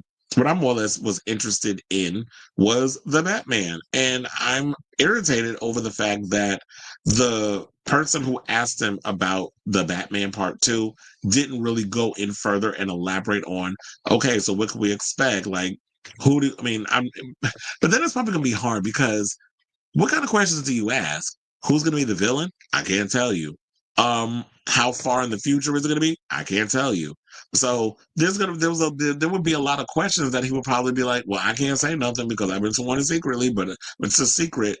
See, but I'm excited about this film, and then after, then I got to go in and I got to start training, and I'm really hoping that we get a lot more sleeker, cooler action sequences because I feel like now that he's in the pocket and well into playing this character, that we get to see a lot more intense action. But for me, I really feel like what I want from this film, I'm really hoping they go in this direction because I heard that they were saying they were going to do Clayface, but Clayface doesn't seem like he would be grounded in the realistic world that they've created for the Batman, for the Batmanverse. So I don't know if I would want to see like a supernatural type of vibe with a Clayface. I'm one of the stories I really want them to tackle that we haven't seen on the screen before that I think would be a great idea and would be fairly challenging towards Batman as a character would be the Court of Owls. I really want them to go there with the Court of Owls in regards of that whole storyline. So that's what I'm hoping with that. So yeah, there wasn't really a lot that we could expand on in regards of the Batman. But yeah, but like I said, like we said earlier, like I want to see Dave Bautista as Bane. I'm still fighting for that one. But so I ask all of you guys, what do you think of this story? It wasn't really much to say in regards of Robert Pattinson and who we want, and what we're going to expect in the next Batman movie. I do feel like why are we having to wait till literally the end of the year for y'all to start shooting? And I understand you're probably going to take your time. You're probably going to work on this for a good 6 months. And then the next 6 months will probably be post-production and, all the other stuff you have to add to that. Hence why it's got to come out in 2027. And I'd rather y'all just take y'all time and give us a good movie, good quality film rather than rush it. Which is kind of like our overall complaint about a lot what they've been doing over at the MCU. So I definitely want to hear from you guys. So let me know what you guys think of this story in the comments down below. Okay, y'all. So let's move on. Let's talk about Miss Britney, who is spilling some subliminal tea, which I always get irritated by when it comes to celebrities. I'm like, if somebody's saying something about you, say what you mean and mean what you say. Stop backpedaling. Stop trying to bite your tongue or don't fully come out and say what needs to be said. But Britney's always been somebody who just talks around stuff. So anyway, Britney Spears apparently indirectly hit back at her ex-husband, Sam Asghari, after he gave a revealing interview about their relationship, which he actually said that he signed an NDA. So he really couldn't reveal much. Now, the couple who met on the set of Spears' Slumber Party music video in 2016 got married in 2022 after 6 years of dating. However, Asghari shocked fans and Spears herself by filing for divorce 14 months later. In his new interview, Asghari, who's 30, opened up about his 7-year romance with Spears, who's 43, and revealed why he felt afraid during her infamous conservatorship. Now, Spears has put 2 mysterious posts on her Instagram page, leaving the question in the air as to whether she was responding to Asghari. Hence why I always say, if y'all going to say something, say what you mean and see what you say, mean what you say. So yeah, this is what she put out, and this is why you got to screenshot stuff. Because she loved posting stuff and then deleting it. So she said, only the chosen shall enter. You shall not pass. Who she thinks she is, Gandalf? I'm like, what are you talking about, Willis? So now the other one was one of Spears' trademark scantily clad dance videos showing her prancing about the music. Child of bipolar is bipolaring. Because, yeah, here she is in them Gerber baby panties. I don't know where she would find her panties that damn small. In a hat, the hair looking a mess, look like she got the raccoon eyes yet again, and showing her little piercings above her cootie cat. Her cat trap. Meow. Now, for her latest dance video, Spears' music selection was a 2006 single Unfaithful by Rihanna. When news first broke of Asghari's split from Spears, sources claim that he suspected her of infidelity. So is she trying to say that he was the one that was doing the cheating?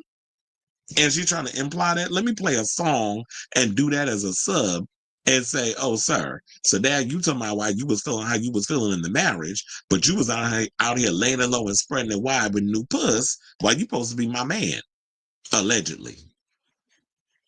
Now, ever since the divorce, Asghari and Spears have spoken warmly of each other in public. She called them a gift from the Lord in her memoir. And the woman to me, she said God though.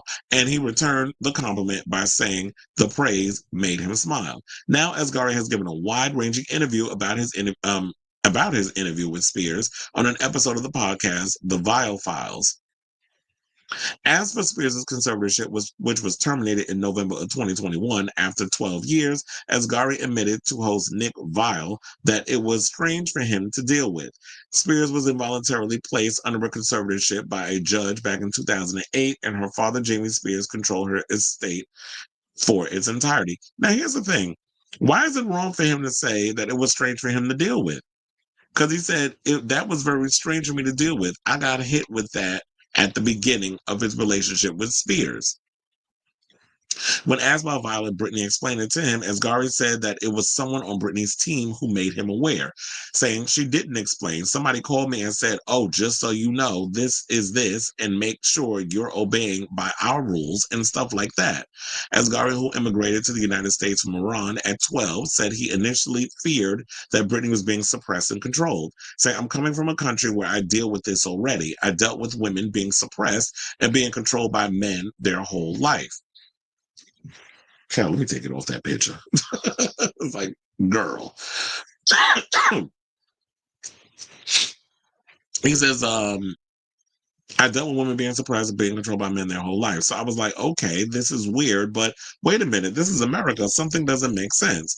Which, quiet as it's kept, there's a lot of things that's going on in America that don't make no damn sense. But we just roll with the punches and do what we can to change a lot of the crazy laws that's put in place. But I don't understand why she's getting all upset about what he said. I don't think he said anything bad. I think he's basically saying, like, this is my experience of having to deal with this conservatorship. She was clearly controlled by a lot of people in this whole situation. And me, I just had to go and roll with the punches and just put up with a lot of the BS and a lot of the stuff that was going on. And I didn't have much of a say in regards to what was going on. I just had to go along with it because she was being controlled. Now, they also said after the phone call with an unnamed member of Britney's team, Asghari said he didn't run to tell the singer right away. Asghari appeared to suggest that he had little power in changing the situation as the singer's boyfriend, saying you really don't have much to say, especially if you're just a boyfriend or someone that's just there in her life. He also admitted that he was afraid of losing Britney if he tried to rock the boat, saying, "I was afraid they were going to maybe make me not see her," and things like that. Instead, he tried his best to be a support system to Britney, telling Vile, "You have to be gentle and provide support as much as you can." And then also Vile's wife and co-host Natalie Joy asked him if he faced threats from Britney's estate if he didn't follow the rules and regulations put in place for the star. He seemed to avoid the question and instead used it to shut down rampant speculation that he'd been slapped with a gag order. So he said, "What I do have is an upbringing with a lot of respect, and what I do have is morals. I don't like talking about it. I get it.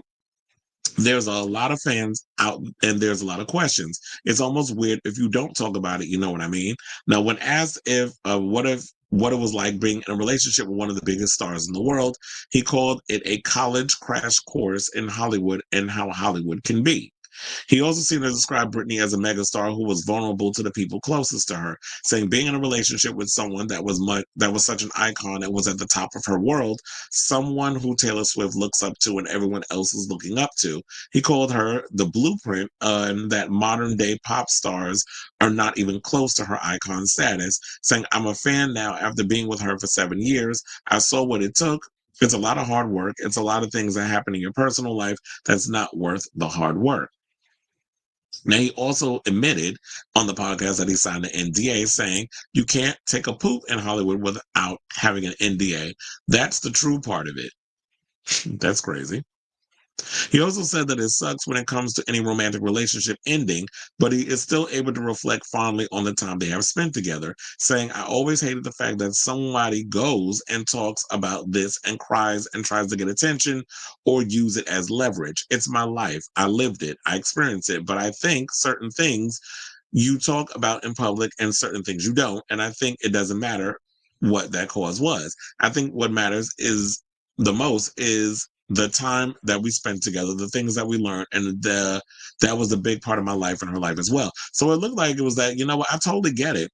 He didn't want to rock the boat. He didn't want to say something because I would think if I was caught up in that situation, I'm dating somebody, I'm trying to put myself in his shoes. If you're dating someone who's in a conservatorship, it's sort of like, yeah, you don't want to rock the boat. You don't want to say certain things because then, yeah, they're going to be like, well, you need to keep him away from you. They're going to lie to her and say, oh, he's doing this and he's stealing your money. He's doing this, that, and the other, and get you to turn against him so that way he can get out of your life. And then we've got Britney right back where we want her. She's alone. She's sad. She's going through her whatever she's going through. And now you got these other vultures taking advantage of her. So you don't have her best interest at heart. You're not trying to protect her. So he did what he could with what he had and what he knew that he knew how to do. So I don't think that this article, like what things that he said, was bad at all. He's just giving y'all a bit of his experience, but also giving you a taste of what it was like dealing with those people who had her in that conservatorship. Not saying anything bad about her. She was, he's like saying, yeah, you got to handle her delicately. But I think we've talked about that on the show, that she seems still today very fragile and very much like you have to handle her with kid gloves, because she's been broken so much by the amount of people who've been in her life, from the paparazzi and the way they treated her, from people being in relationships with men from the past, Kevin Federline, Justin Timberlake, so many other people that have come and gone in her life, the people in the industry who have taken advantage of her. So it's like she doesn't know where to turn or who to trust. So yeah, you have to handle her with kid gloves, and how she's very much a vulnerable person. So I totally get what he was saying. I don't think it was bad at all, but I'm still trying to understand what the hell Britney put in that post, because I was confused, or I is confusion. So I say all this to say, what do you guys think of this story in regards of Brit suggestively breaking her silence about Sam's recent interview? I haven't even watched the new episode of The Traitors yet, so I don't even know if he's still on the show. I'm just still excited that Boston Rob got his ass kicked off last week. So I don't necessarily know who got eliminated or who was murdered, and then who also was, put up for being banished from the house or the castle. So I gotta find that out whenever I can get a chance this weekend to watch the new episode of The Traitors. But he's been doing okay. Like he's there, being cute or whatever. But I will say that challenge they did last week, he definitely stepped it up with regards like the bugs and all this stuff, where it was like they had to do the wedding and they held their hands in the cage, and then they were putting all the little bugs and stuff on them. So it was very Fear Factor-esque. I did like the challenge with that. He was with it. So when it came to the physical challenge and stuff, I was here for that. I could definitely see Sam doing a lot more reality TV in the physical. If it's like a physical competition type of thing, I would definitely love to see him on that. So let me know what you guys think of this story in the comments down below. Oh, Sam's in the building. I mean, Onyx is in the building. I said Sam. Sam always seemed very fame hungry to me, not good or known for anything besides. Well, yeah, and funny enough, that's kind of like the overall assessment of how he was coming across when he was on The Traitors. It just felt like based off the edits, the only time he would come up in a conversation where it was if it was like a Britney-ism or something or another. So it did feel very that. So it could, and unfortunately, yeah, your claim to fame is who you were married to. So now you've got to prove yourself outside of that. Kind of like a Frankie Grande. Like people look at him as like, oh, he's just Ariana's brother, but he's proven himself to come outside of that shadow, and he's famous in his own right. He does theater. He does reality TV competition shows. Like I'm still watching him on Worst Cooks in America, and to me, I feel like he's definitely stepping it up with those competitions. So Sam's got to kind of find the way to navigate himself around that whole situation as well. And you're not the only one that said that. Crystal Vanity, a friend of mine, says the same thing about him. Yeah, why am I not surprised? I knew that was going to come eventually. Well, I'm going to have to look into that. But that's good to know. We'll probably bring that up on the next episode. All right, so now let's move on and let's talk about this latest update on Wendy Williams. How you doing? So just hours after TMZ's documentary on Wendy Williams dropped over on the Tubi, it looks like the wheels are starting to turn in her direction in regards of this conservatorship and possibly the ending of this guardianship. So now the former talk show host, shout out to the New York, it was TMZ. So now the former talk show host, who's 60, signed an affidavit on Wednesday afternoon asking the judge to end her guardianship, according to TMZ. Now, sources told the outlet that Williams claimed she regained capacity to function without her court-ordered guardian, Sabrina Morrissey, who has been in charge of her well-being and finances since 2022. Now, insiders also share that she allegedly will be reevaluated by a doctor next Tuesday, adding the physician was handpicked by Williams' legal team, who she hired to end her guardianship. Well, I like that, because I was saying, and she said that since she's been in that conservatorship, she has not been seen by a doctor since she had been living in that assisted living home, whatever the hell you want to call it. She has not been seen by a medical profession, which is ridiculous and diabolical, in my opinion. But the fact that she has her legal team and the legal team picked the doctor that's going to reevaluate her and they'll get an honest answer. I'm actually got my fingers crossed that we finally, this hashtag free Wendy will come true and we'll get her out of that. And ma'am, stay away from that no good ass son of yours, meaning keep your coins away from him because he got you caught up in this mess in the first place. So her lawyers will then allegedly file an emergency order to force the judge to look into ending the years-long guardianship. So I'm here for this.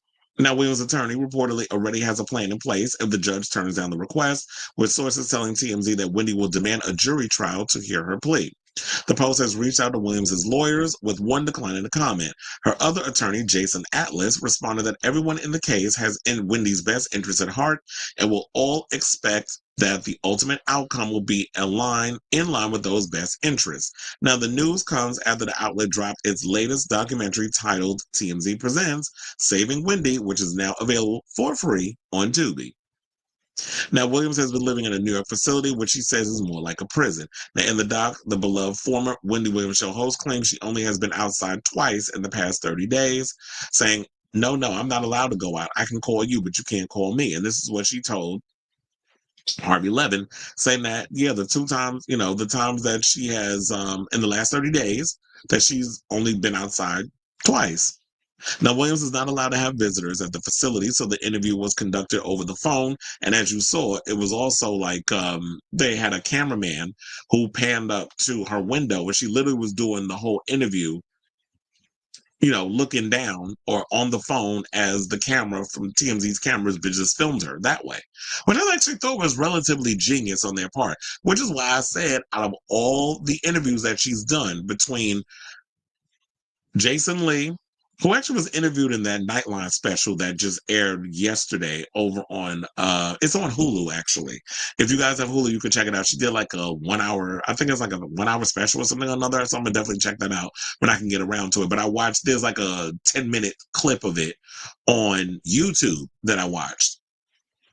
So out of the Jason Lee interview, the one she did with Dawn Lemon, the two she did with the Breakfast Club, I feel like the one TMZ did, and it's probably because Harvey's a attorney and all the legal eagles that he had a part of this whole situation, they really put together a good documentary. And if you have a good documentary, I guess we can call it that. If you guys have not seen it, definitely check it out.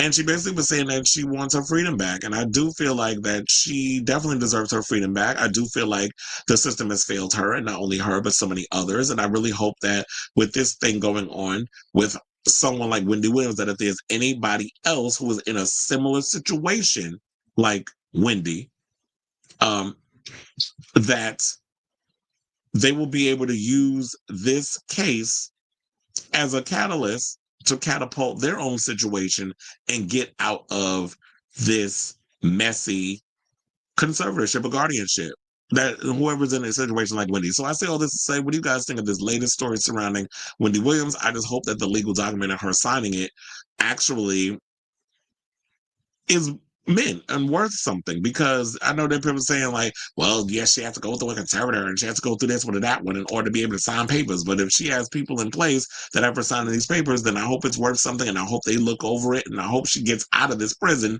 and she's going to be able to live her life in a normal way. And I also think that, you know what, I was thinking about it before. I was like, should Wendy get a podcast? Should she do like a podcast, something or another? I would like to actually think that I would love to see her with a podcast. I think she could do one, but Wendy, I feel like because you're sharp in a lot of ways, and and we got that sharpness back. That wit was there when Harvey was asking about the latest celebrity hot topics. When he asked you about Jennifer Lopez, when he asked you about Taylor Swift and Travis Kelce, which we do have a Travis Kelce story coming up. Or do I? Oh no, I don't. I didn't put it in part of the docket. But they're giving him a ultimatum on when he's going to officially retire from the Kansas City Chiefs, or is he going to come back for another year? So when they were asking about his relationship with Taylor Swift, when they were asking him about Donald Trump, when they asked her about Donald Trump, and pre-president situation and all the other things that the wit was there. The Wendy that we love was there, and I was laughing, especially what she said about Jennifer Lopez. So I was and the diddler. So that Wendy that we loved is not 110% there, but I definitely tasted a bit of like that old Wendy. So if she does come and decide to do a podcast, I do think that they need to get her a co-host, someone that she can banter back and forth with, someone who is like sharp, has a sharp wit that can go toe to toe with her and also inform her on a lot of the celebrity news and gossip. Hell, I'll even be up for doing a show with Miss Wendy Williams if they can get her back on the, once she gets herself back in the straight and narrow. She could do that from her house. And just, via satellite, you hook up with a camera. She could do a YouTube 1 hour show, or maybe an hour and a half, 2 hours. Who knows? I ain't saying do 5.5 like fag talk over there with T.S. Madison and Craig. We ain't saying you got to do a 5 hour show. That would probably be team too much. And not everybody has the bandwidth or the energy to be able to do a show that long. But look, back in the day, Wendy used to do a 4 hour radio show, but the times have changed. So let me know what you guys think of this story in the comments down below. I saw a Diddy lawsuit was dropped too. Oh, was it?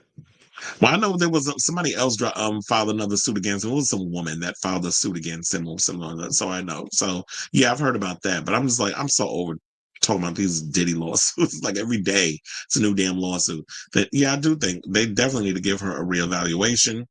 She says she sometimes doesn't even see her guardian for months. Absolutely, and it definitely showed.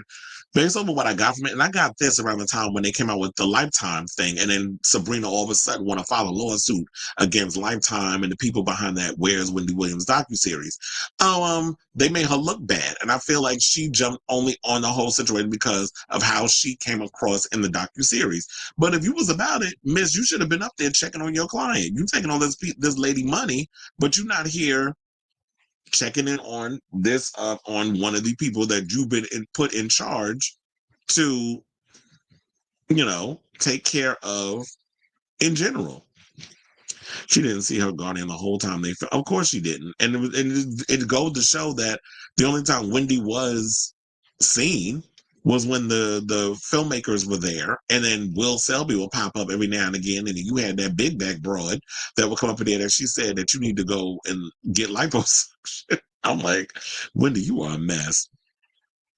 Plus her and Harvey are friends. Yeah, Wendy's one of the things about Wendy. Wendy is good friends with a lot of media people. So I think what also was a plus for her was that someone who is from media. Wendy is the queen of media. I don't give a good goddamn what Parasite Hilton says, calling himself the goddamn queen of media. Yeah, you a queen, but not of no damn media. But anyway, so when it comes down to it, Wendy is the queen of media.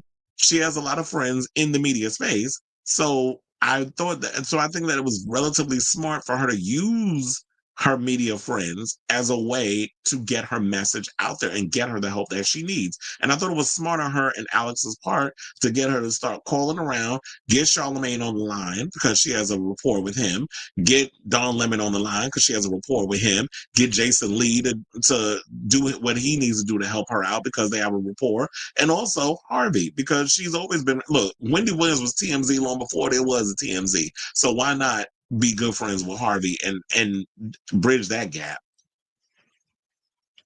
She could do a weekly podcast for like an hour. Yeah, I was even thinking maybe 2 or 3 episodes a week. You could do a Monday, a Wednesday, and a Friday, but I do agree. Like, do once a week, get your feet wet, and then do that. I think the fans would love a weekly 2 hour podcast.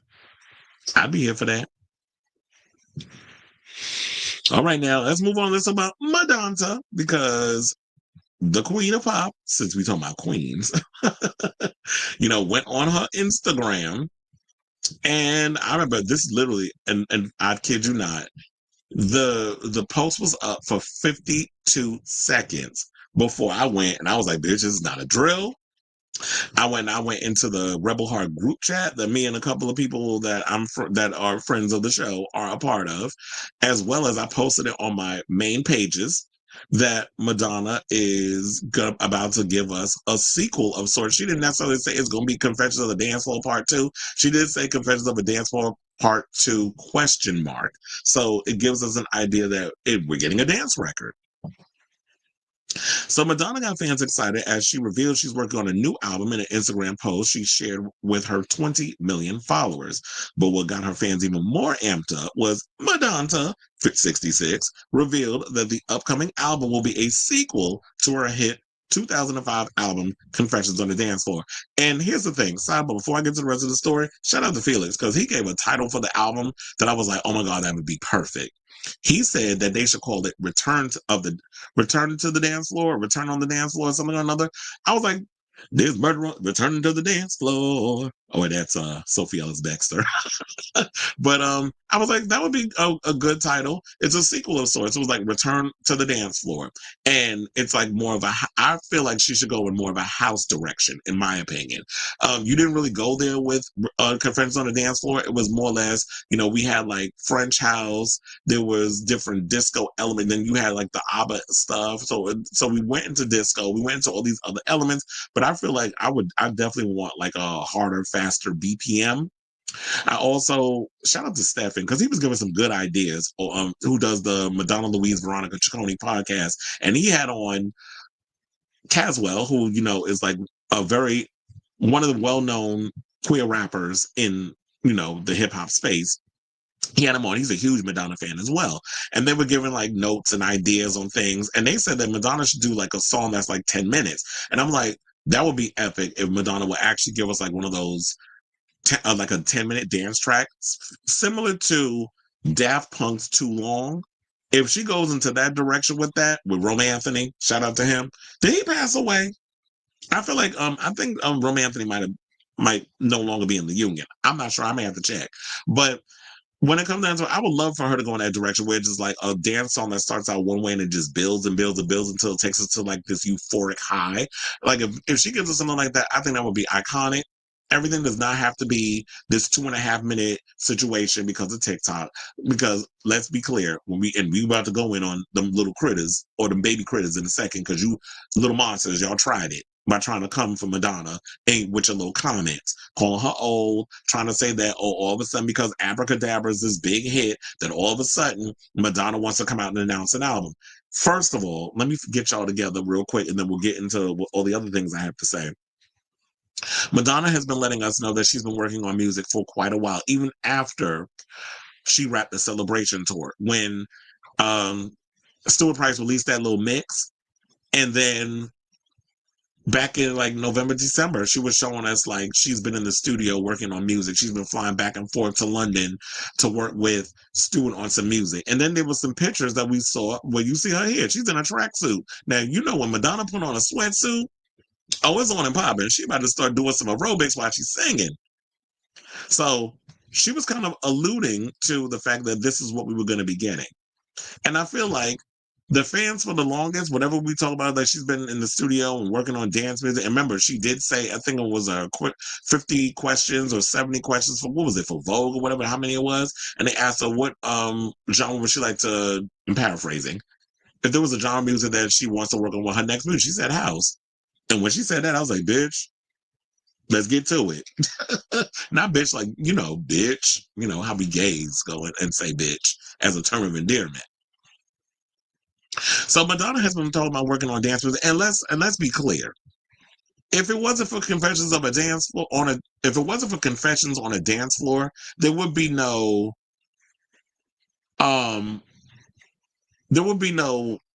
Lady Gaga with the whole fame monster, because that played, that is the mother of all dance albums, dance and pop came out 20 years ago this year. There would be no Fame and Fame Monster and Born This Way and all that stuff. There would be no, future nostalgia. There would be no Loud with Rihanna and all these other artists. And there would be no Renaissance with Beyonce. So if you're going to sit up here and talk about major musicians jumping into the whole dance music space, when Madonna is from the clubs. Madonna was in the clubs long before y'all even was a thought in your daddy's balls. So for y'all to sit up in here and try to discount her, let's not do that. And then on top of that, I've heard some people say And this seems like this is the go-to read in regards of like expectations on a record, because it seems like we're at a point now in life where people are looking back on music versus and modernizing their past sound, which is what it seems like Gaga is doing with the upcoming Mayhem record.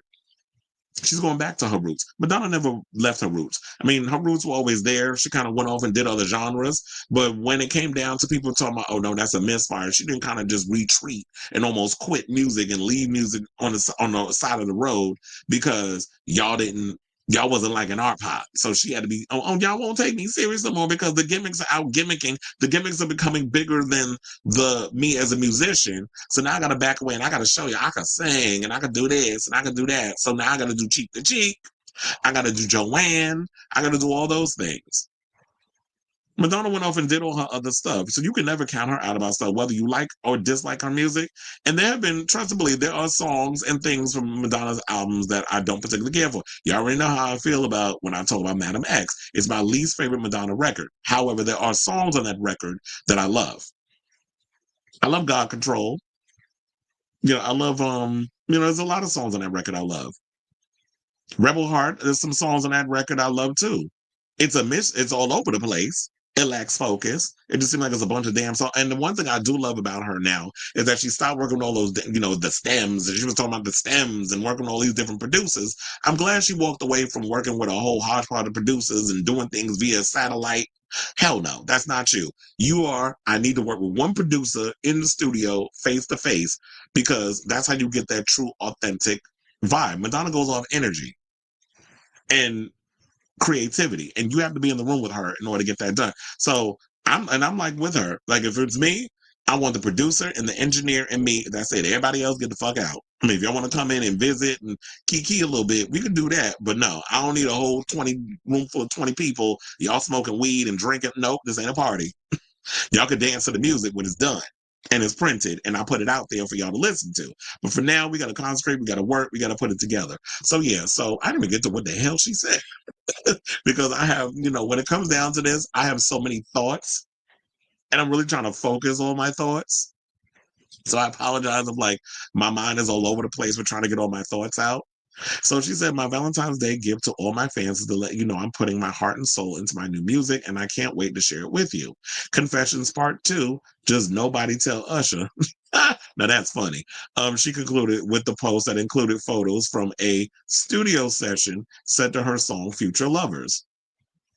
Now, in some photos, she sits behind a drum kit, and others she sings into a microphone, and is still others she vamps for the camera in the way only Madonna can. And included in the photo montage is a photo of producer Stuart Price, who she's been in the studio with since December. And so, yeah, she's been working on this album for like 2 months, almost 3 months. So what is it? December, January, yeah, 2 months. It's almost March. It's the 14th of February when we're doing this story. So it's almost 3 months she's been working on it. And I'm really hoping that we get like at least a good 14 tracks. I know she's also coming out with isn't she coming out with an EP for bedtime stories or something or another? I've been hearing some stories about that. I saw Matthew Redman posted it on his social media. He's a big Madonna fanatic as well. And so, yeah, when you saw her behind a drum kit, for those, she don't play no instruments. Who said? Because first of all, Madonna plays the guitar, but before she started playing the guitar, because she started taking guitar lessons around the Drown World era and all that other stuff. Or I would even say around Ray of Light. So she's been playing the guitar for a long time. But what people didn't realize is she was in a band called The Breakfast Club, and she was the drummer. So Madonna has been doing music, has been playing the drums for a long time. So I don't know what people was getting at for. I was like, I wanted to pull up the post, and I had to mute it because it's playing Future Lovers. And with Future Lovers, I do not want to get demonetized because, Warner, she owns that.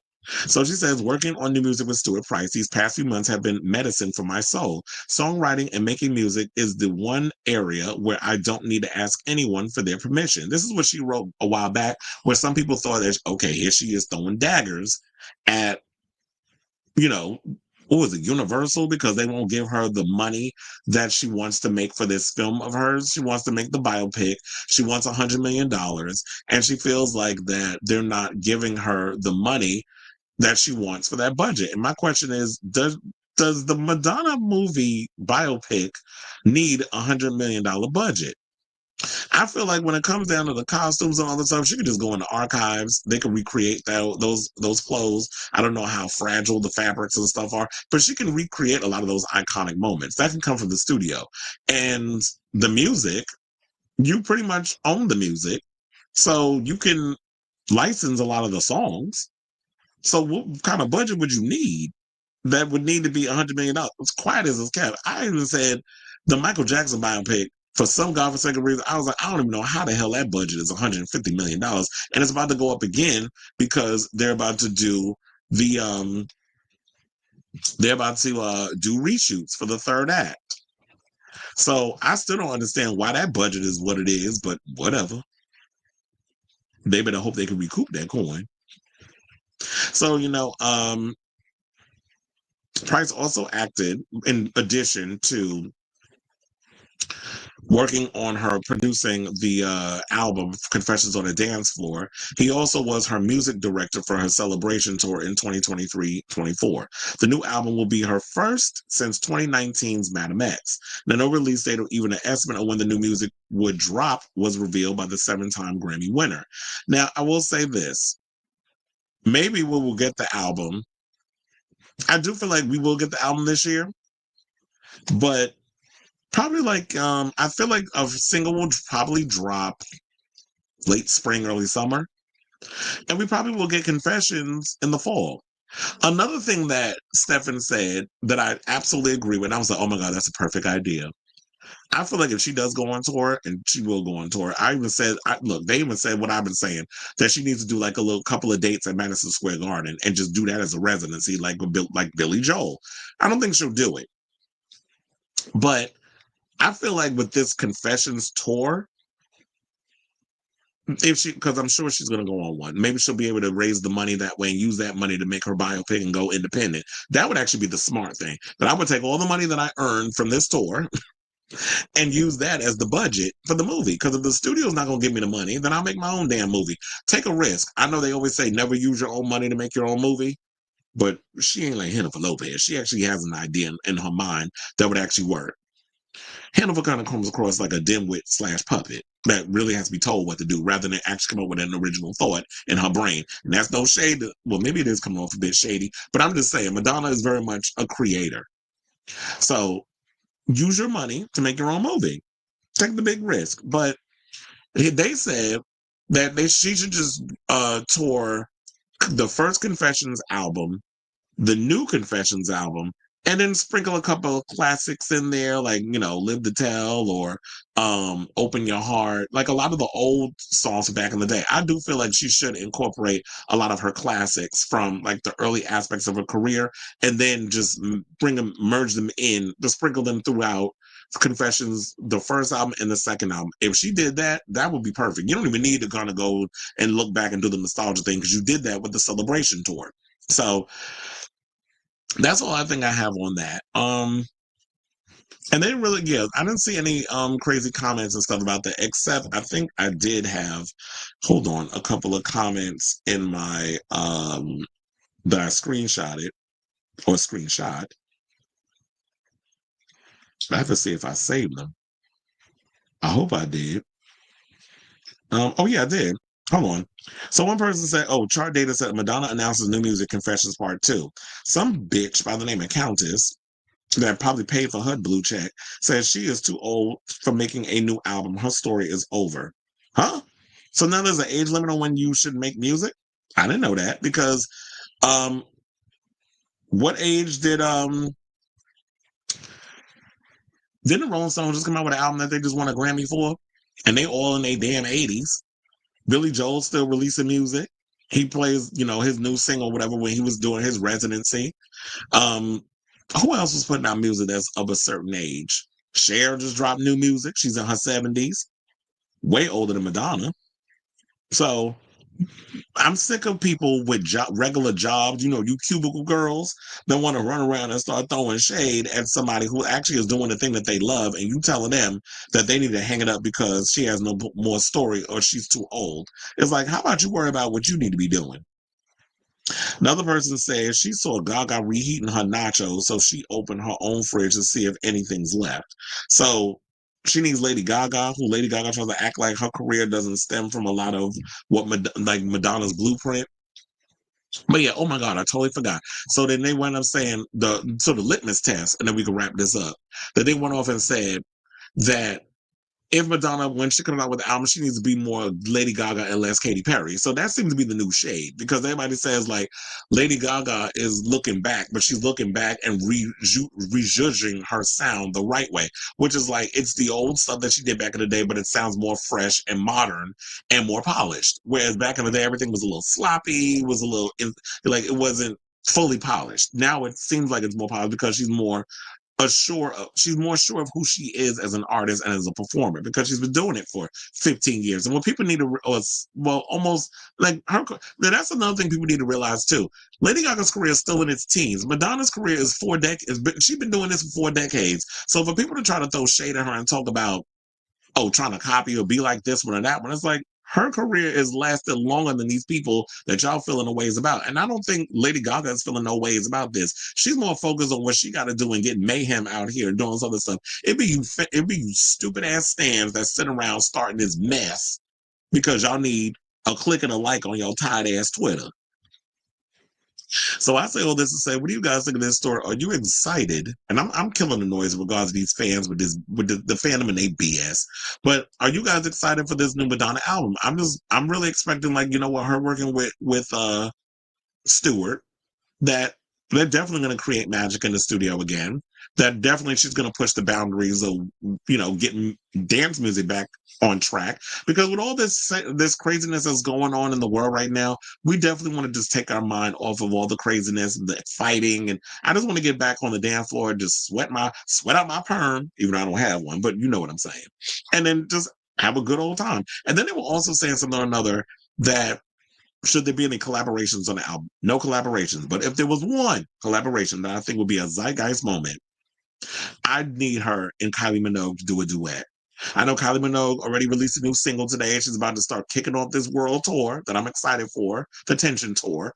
But at this point, it's like, yeah, we need that collaboration from her. Anybody else? No. Leave the rappers alone. I do feel like we need a Kylie Madonna collab, especially since both women have worked with Stewart in the past, with Madonna working with him now. So I say all to say, what are your thoughts? Let me know in the comments down below.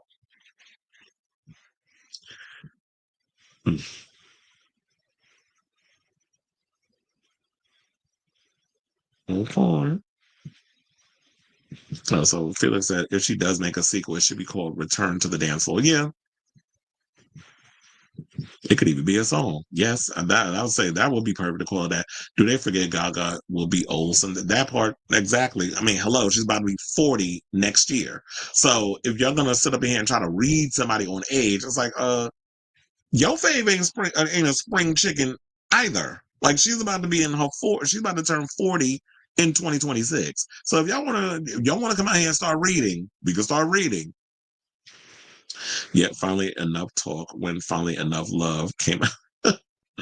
He said they know she will, but Gaga at 60 is closer to their age than Madonna is at 60 something. I'm 40, so to me 66. Exactly. That's the way I look at it, because it's like that's my parents' age. Like being at 60. Well, my father just turned 70. My mother just turned 68. No, 69. Well, yeah, 69 she just turned because she was born 1956, I believe. So yeah, she just turned and then my father was born 1954, so he just turned 70. So yeah, she'll be 70 next year. So yeah, it's like we don't see that as old. And then it's funny when these kids get to be 40, then they're gonna look at it the same way that we look at it.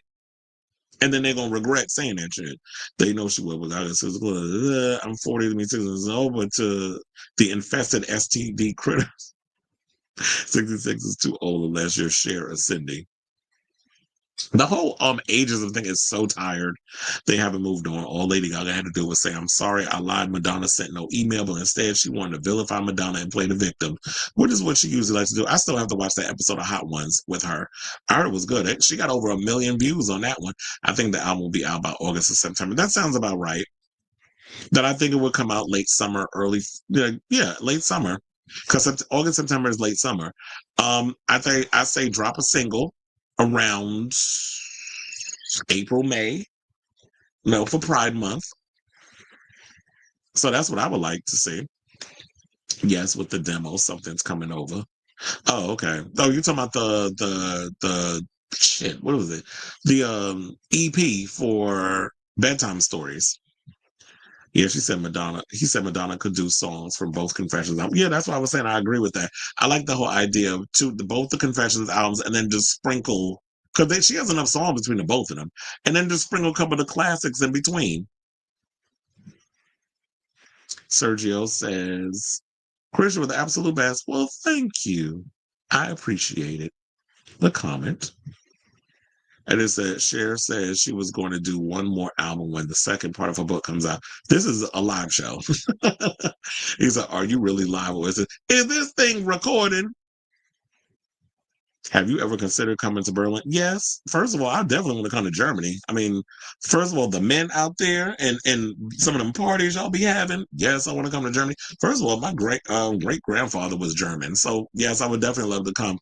I used to have people call me a Nazi. I used to hate that. And I told them I had a German great grandfather. Yes, I would like to come to Germany. And you say you should interact with us more. Well, I would love to. Um, but yeah, I would definitely love to come to Germany. Now, as far as like living there, I don't know. I'd have to test that out because I'm definitely trying to look at other places to leave outside the country or move outside the country. I've thought either Spain, Thailand, which friends of mine are actually moving to Thailand in about 4 months from here because they're over Trump and his BS. And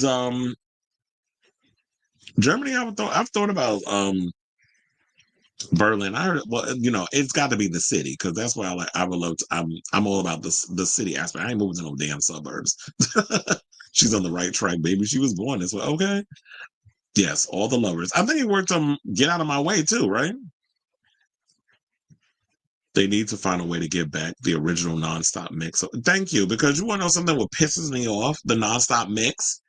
You don't get that on if you listen to it on Apple Music. They put some little weird transition. You can hear the cuts in between. I hate it. But as of someone who has the Confessions on the Dance Floor CD, that's the only way I could actually just like pop that into my PlayStation 5 and listen to the nonstop mix. But I miss that. And I hope that she does another nonstop mix with this one.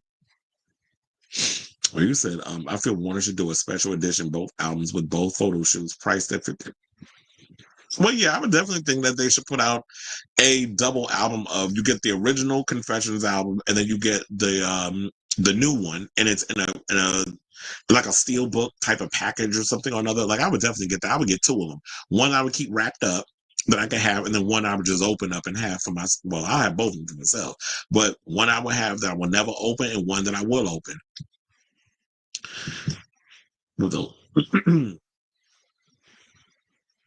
And then who sent me the Kylie Minogue merch that they were showing? Because I saw that too. It's that's what I liked about Confessions. It feels like a nonstop club mix, and not many pop singers make EDM albums that go that hard. No, and that's because it was like I said before, Madonna before she was a pop star, she was a club kid. She was hanging out in the most prestigious New York City nightclubs, and you'll hear a lot of people who knew that that hung out with her. RuPaul talks about stories of like how they would be in the same clubs. They didn't have the best rapport with each other, but for the most part, RuPaul has some stories about seeing Madonna out in a lot of the establishments in New York when New York club scene was popping. She could release part 2 with the 20th anniversary edition. Well, you know what? She's gonna have it's got to come out this year because Confessions on the Dance Floor came out in 2005, so it has to come out this year. It would be stupid for her not to put it out this year. And I'm sure it don't take long to put an album together and mix it and all that other stuff. My biggest fear with Confessions Part 2 is that she's setting the expectations too high. And if the album doesn't meet that expectation, The transition. Oh yeah. Oh, does it? No, maybe I need to go over to Spotify because I don't like the transitions over on Apple Music. Is it her that's setting the expectations too high, or is it that we are? Because for the most part, a lot of people feel like Confessions is their favorite album. I know a lot of homosexuals that did not get into Madonna until she released Confessions on a Dance Floor. Me, I've been a fan before, but for the most part, I know a lot of gays that are like, I didn't start really getting into Madonna's music until Confessions, and rightfully so. It's a great record. But yeah, we don't need.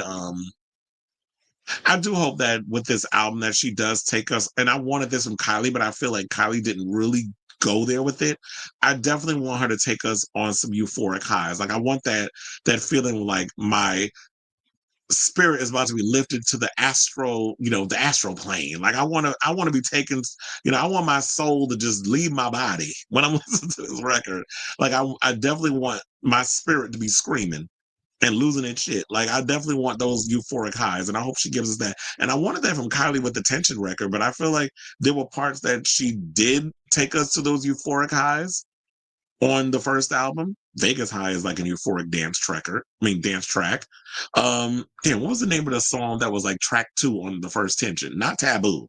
Taboo is like giving us very ABBA-esque vibes, and I do love that song, and I wish that was released as a damn single. Sidebar, that song better be on the damn track. That better be a song she's singing on this tour too. Calling It Confessions Part 2 is getting fans hype, and I fear she'll do a leap of herself. Well, she better not give us a radical optimism, because I'll be disappointed. And I hope she recreates the album cover photo shoot. Yeah, but just give us just like a remix of it, right? It's like a nod to that record, but just something different.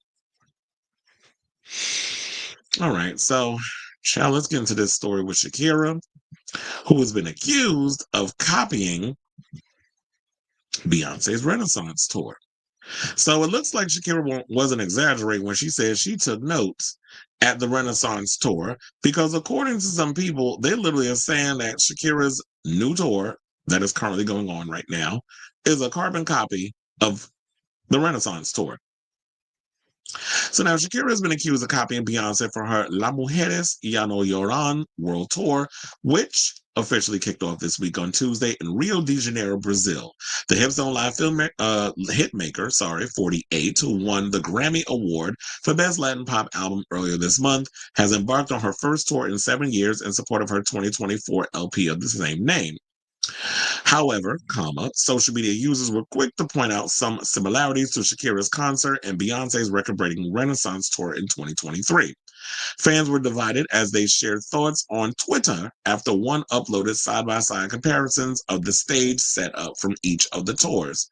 So, I do have some of those pictures, by the way. Let's go to them. So one person said Shakira went to the Renaissance World Tour and took notes. The inspiration Beyonce is, what is that, a star? I'm like, damn, it does look like Renaissance. I'm like, God damn, Shakira. And that's why she went and and that's why, you know what? And that's another complaint that people were saying, oh, so now we see why you switched from arenas to stadiums at the last minute, which people was pissed off about. And y'all ended up buying tickets any damn way.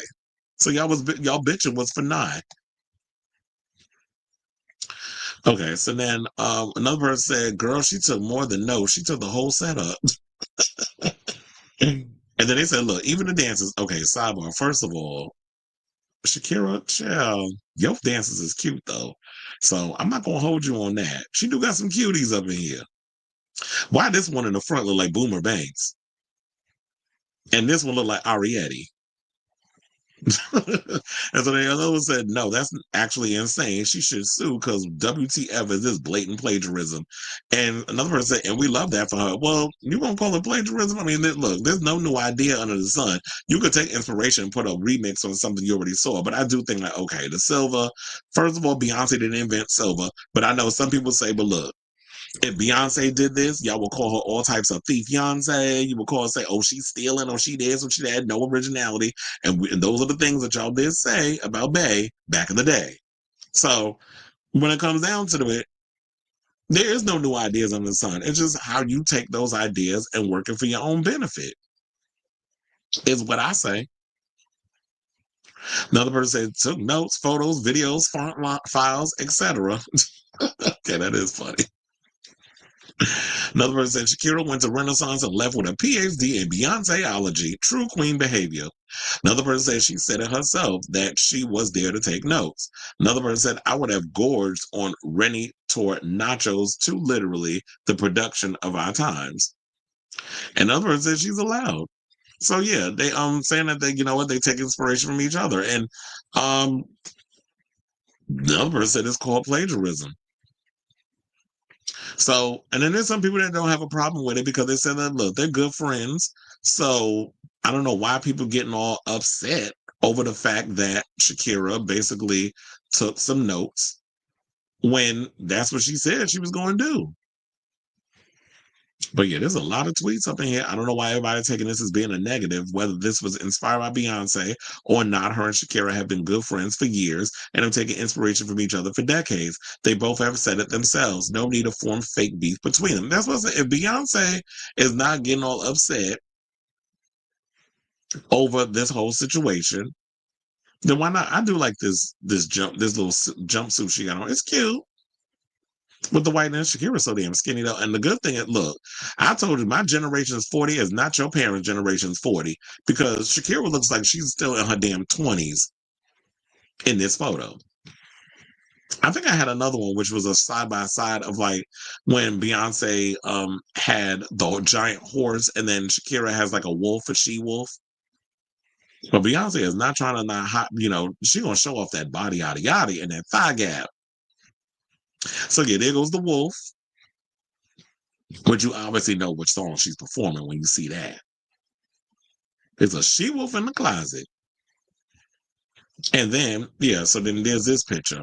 There goes the Renaissance horse, which shout out to my friend Daniel Nardicio. He actually has the Renaissance horse that Sherry Shepherd had. He went and picked it up and put it in Red Eye. So if you go down to Red Eye in New York in Midtown Manhattan, you can see the Beyonce horse up in there, the one that Sherry Shepherd had. So look, they also said that she's also very detail oriented, really involved and curious. She wanted to learn. I remember she wanted to learn some of my moves. She was like, teach me how you do that. I get you somehow with Beyonce. The singer continued. You could tell that she is a person who is constantly growing because she observes and she learns. Well, that's what we Virgos do. We observe and report. And having that intellectual curiosity, I think, is what makes you evolve as an artist. Now, Beyonce also recently announced her Cowboy Carter tour, which will begin this year on April 28th and come to an end in July 13th in Atlanta. However, fans have been left fuming over the high price of tickets, with some being priced at around $1,000 each. Well, $1,000? Oh no. You want to hear a price? Because I screenshotted this foolishness. When I saw how much Miss Beyonce was charging, I was like, ma'am, you lost your ever-loving mind. So I don't know if it was, so they had, I don't know where this was at. East Rutherford, New Jersey. This is at MetLife. Let me tell you how much some prices on the tickets are, and then we'll get off this. So 2 tickets, what they said for Verizon members, VIP packages, Vibe curated experience. Okay, what's the number? So for section 2, row 6, $14.46. That's how much the tickets are. Section 8, row 6, $19.56. Section 142, row 20, $864. And that's like for the city card member pre-sale. Now, the real live boogie VIP package, y'all wonder how much that was? I got to laugh because y'all out y'all ever loving mind with these prices that y'all are asking. And me, you sitting there doing a hold down for 2 hours, and when hell, I'm paying $2,507 for a damn Beyonce Cowboy Carter ticket. Lady, you done lost your ever loving mind. But look, y'all be out here bitching and moaning and talking about y'all not going, you can't get tickets for this, that, and the other. And y'all crying out here talking about y'all broke in the price of damn eggs, but y'all got $2,500 for a Beyonce ticket? This is why I can't take y'all seriously with this foolishness. So anyway, That's all I got on this story, and I definitely want to hear from y'all. So what do you think about the allegations that she's out here plagiarizing Beyonce's Renaissance tour? So whatever your thoughts are, let me know in the comments down below. Okay. So like I said, confessions came during the Bush administration, so it makes sense. And I said, unlike the media, she'll tell Trump to F off every night. Yeah, she ain't scared of him. Madonna is one that has the balls to go against. So, and the same thing like with Shonda Rhimes and Issa Rae, who stepped out of the Kennedy Center thing when they found out that he made himself the runner of that whole situation. Good luck trying to find some actual talented people to work that damn thing. Who you gonna pick, Megyn Kelly? What talent she got? Besides accusing people of sexual assault and getting money out of it. Yeah, Single Ladies, that was like taken from an old music video. But okay, so now let's get into this Phaedra story, because apparently they filmed the Married to Medicine reunion last night and in New York, which I don't understand why y'all came to New York. Y'all couldn't have filmed that where y'all stay at down in the South? I'm surprised they all made it alive with all these damn planes falling out the sky. But nevertheless, the people was upset because apparently they said Phaedra wasn't even at the reunion. And Phaedra like, you know what? I'm already a housewife again. I'm on the Housewives of Atlanta. Screw them ladies over there at Mad and Medicine. Y'all are like the bottom of the barrel to me. So I don't need to come on here and do Married to Medicine reunion, because I'm already on the other show. And it's no shade, but you know, anything that got to do with Housewives, that's the big leagues. Y'all out here doing these CW renditions of the shows we doing over on the bigger network. It's no shade, it just is what it is. So now sources confirm to people that Parks wasn't present. A seating chart for the reunion requested by Bravo on February, or released by Bravo, sorry, on February 13th, also didn't include the mother of two among cast members, Jackie Walters, Dr. Simone Whitmore, Dr. Heavenly, Dr. Toya Bush Harris, Quad, Letitia Sweet Tea Lunsford, and Contessa. Now, Park's absence comes after the season trailer showed her leaving the Married to Medicine couple's trip early when her ex-husband, Apollo Nida, and now estranged wife, Shireen Al-Mufti, showed up seemingly without her knowledge. Now, some people can be played with, and I'm not one of them. This is what she says in the clip. However, viewers saw in episode 9 that Parks was told about Nida potentially coming on the getaway before they left. We're in a great place, is what she said to Heavenly, who had asked for Parks' permission to include Nida. I appreciate you calling me. I really do. Let it be a surprise. So if you knew, then why are you being all upset? You was probably trying to create a moment because y'all know y'all be on these reality shows trying to do stunts and shows for attention. And you already know that Heavenly messy. So I don't know why y'all gonna be surprised. I'm like, wait a minute. I had the Married to Medicine posting and it's not even there no more. I'm like, did they remove it? Oh no, I got it. I was like, wait, what happened? So yeah, this is the seating chart. Where you see, and you can see like down here, there's obviously a head missing. And they should have had Phaedra down there. Why does this lady look like Marlo? I was like, and then some people was in the comments, they said, I'm glad Phaedra left them in the dust. Another person said, Phaedra said, I'm back on RHOA, I'm good. And another person said, Phaedra said, I got my job back, bye y'all. And that's what it seemed like. It's like she got what she wanted. She back on she's back on the Housewives of Atlanta. And now that Candy not there, she's like, I don't need you broads anymore. I did what I had to do to step my coochie up to get on these other shows, to get to the big show. And now I'm there. Now, I don't know if she's going to be enough to save the Housewives of Atlanta. Because, you know, we talked about the Atlanta Housewives trailer that came out a couple of weeks ago. And I can't speak for everybody, but I was not impressed. I was like, it looks mid to me. Y'all have not convinced me that this show is back on track. And I feel like that as many housewife shows that Andy has, he be trying to make this show bigger than what it is. I also heard that he and what's her name? That him and Lisa Rinna wound up getting into it because Lisa Rinna had compared the Housewives of Beverly Hills to the Titanic. I didn't want to talk about that, but I was like, I'll probably say that for another time. Sidebar. Speaking of Andy, I seen your peen. Somebody sent me a picture of his Andy Cohen dick pic. I was like, now I was not expecting to have that on my bingo card.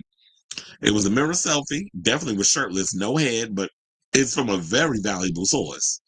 Sent me the picture, and I'm sitting there like, okay. That's all I'm gonna say about it. It wasn't bad. I was like, okay, it wasn't hard either. But I was like, okay, Andy, I see what you're working with. So now they said, Parks is not by no means the first reality star to skip a Bravo reunion. In the world of Real Housewives, considered by fans to be the gold standard of reunions, which is what I said, 8 others have chosen not to attend filming, with Jacqueline Larita from the Housewives of Jersey and Luann de Lesseps, the Housewives of New York City, as well as Housewives of Salt Lake City stars Mary Crosby and Jen Shaw. Well, Jen in federal prison, so um, plus Real Housewives of Beverly Hills alum Adrienne Maloof, Kim Richards, and Lisa Vanderpump. Oh yeah, because there was a story about whether or not they were trying to. The rumor was that they were going to bring Lisa Vanderpump back to the Housewives of Beverly Hills, and Lisa was like, in so many words, she was shady about her comment, but I didn't see Andy going on her. She was like, "Hey, when hell, I'm coming back to that show." And quiet as it's kept, they don't need her. The show was good without Lisa being there. Quiet as it's kept, y'all need to get rid of Kyle. She ain't giving nothing. She's not giving nothing for the show no more. She need to go. Now, most recently, Karen Huger wasn't at the Housewives of Potomac season 9 reunion, and she checked into, because she checked into rehab after she was found guilty on charges of DUI and DWI from her March 2024 arrest. And she did send a video, but I also feel like, what, I hope that Karen's getting herself together. However, I feel like that this whole rehab stint is a PR stunt. That's what I'm getting from it. Now, in those cases, Housewives Larita, de Lesseps, Richards, and Crosby returned to the series for additional seasons. Others, specifically Maloof, Shaw, and Vanderpump, exited for good. It appears that Parks will be at the latter camp when it comes to Married to Medicine. In July, she announced she was returning to the Housewives of Atlanta as a full-time cast member for season 16, which premieres on March 9th. Well, it'll be interesting because I don't even know how much she filmed for the Housewives of Atlanta. Like, it felt like it was very much tacked on at the last minute, especially like after they fired Kenya, that they had to figure out where they were going to go with the franchise. And it was like, okay, how do we repair this? How do we fix this leak that's in the boat? This big ass hole in the boat. How do we fix the leak? Oh, let's find Phaedra's big old butt and have her put her in the hole to clog it up. And it feels like it's ill timed, or maybe it's perfectly timed, because remember, there was some drama that went on from the Housewives when, okay, Candy leaves, and then all of a sudden y'all bring Phaedra and Portia back after Portia accused Candy and Todd, Candy's husband, of planning to drug Portia Williams and Shamia to take advantage of them sexually. Today's sex dungeon. Remember that story? And they said that Phaedra was the one that started the rumor. So I say all this to say, have you guys been watching the Married to Medicine? Heavenly over there being her usual messy self. Do y'all are y'all upset that you will not be seeing Phaedra at the reunion? Because it would have been nice for her to kind of deal with her storyline and then talk about the whole thing going on with her and Apollo with the ex. I mean, Apollo's soon to be ex-wife, who just filed for divorce and talking about that he's a woman beater and a cheater and all this other stuff. But she was over here saying all this mess. Meanwhile, that man was up in the house, Tina Turner in your ass like he was Ike. So let me know what you guys think of this story in the comments down below. Okay, not this spam stuff from Twitch. Not you. You talking about the Andy Cohen thing? Mhm. I ain't gonna tell you what source is, but yeah, I got the ping pick. All right, y'all. So now let's get into hold on. Before we get into this story, we got 2 more topics left into the show before we wrap it up. So if you can, please do me a solid and hit that like button and that subscribe button. Also smash the notification bell so that way you know when we go live with a brand new episode of Chris Avalon Unfiltered. All right, so now without further ado, let's get into some homosexual news and let's talk about Marlon Wayans, who hold on, sidebar. I want to actually give his whole family a shout out because the Wayans are about to be inducted. I was going to introducted. About to be inducted into the NAACP Image Awards Hall of Fame. So That's awesome news. And I believe the ones who are going to be inducted will be, the daddy of them all, Keenan Ivory Wayans, Damon Wayans Sr., Marlon Wayans, Sean Wayans, Kim Wayans, and Damon Wayans Jr. Damon Wayans Jr., is his career relatively fresh? I didn't know, I was like, I don't know why they would put him in there, but I guess they felt he'd done enough that they want to include him in there because I guess Damon Wayans Jr. is the next generation. So congratulations to them on that. And I know that he's on that show, Papa's House, with his father. So both Damons are on that show. I don't know if the show's good. I haven't watched it. I don't watch traditional network sitcoms. I just don't think that they're funny with the laugh tracks and all that stuff. So, yeah, whatever. So, but I want to give them those flowers before Marlon decided to go in on Soulja Boy's ratchet ass over them comments that he made against Marlon's trans son. So hold on, because let me pull this picture up, and also I gotta pull up this Twitter of them. So okay, so now Scary Movie star Marlon Wayans is clapping back at rapper Soulja Boy after the Crank That performer attacked Wayans' trans son Kai. Now the pair have been embroiled in a bitter war of words on Twitter after Soulja Boy, real name DeAndre Way, responded to comments made by Wayans back in January regarding the rapper performing at the Crypto Ball, an event celebrating Donald Trump's inauguration.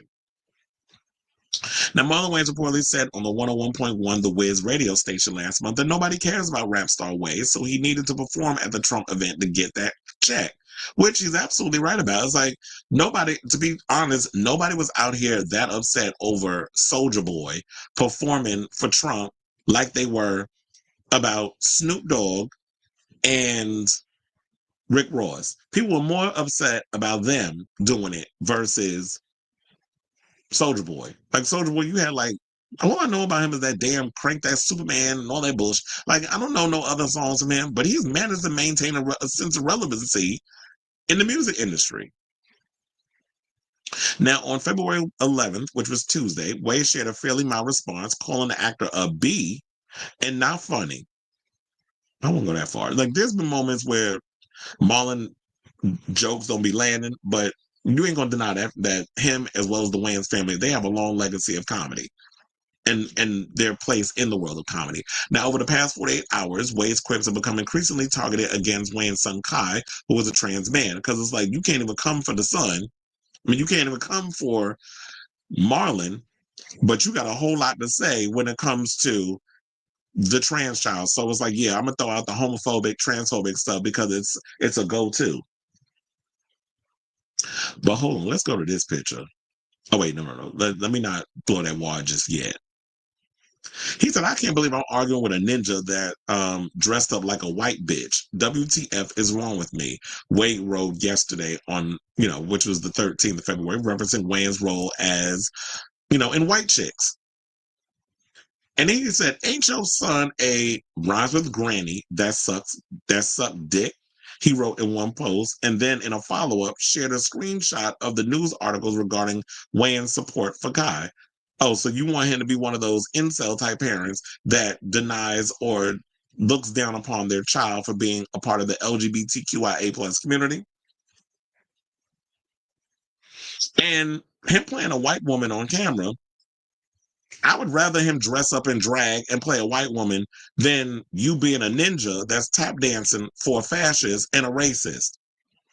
You really thinking that equates to, like, that's apples and oranges, like that equates to something? You were willing to go tap dance for a wannabe fascist bigot who is now the bitch of a bunch of damn, wealthy oligarchs, Elon Musk, and all the other people that he's taking millions of dollars from to let them do whatever the hell they want to do with this country. So you thought that you ate with that read? Now, refusing to accept the slurs thrown at him and his family, Wayans issued a number of scathing responses, which have swiftly gone viral. Said, hey, at Soulja Boy, you a grown man and still have to use the word boy in your name. That's what they were calling you at the event, huh? Hey there, boy, can you do that dance for me? I'll throw you a meme coin, he wrote, alongside a series of cry laughing emojis. Fuck out of here, Slappy.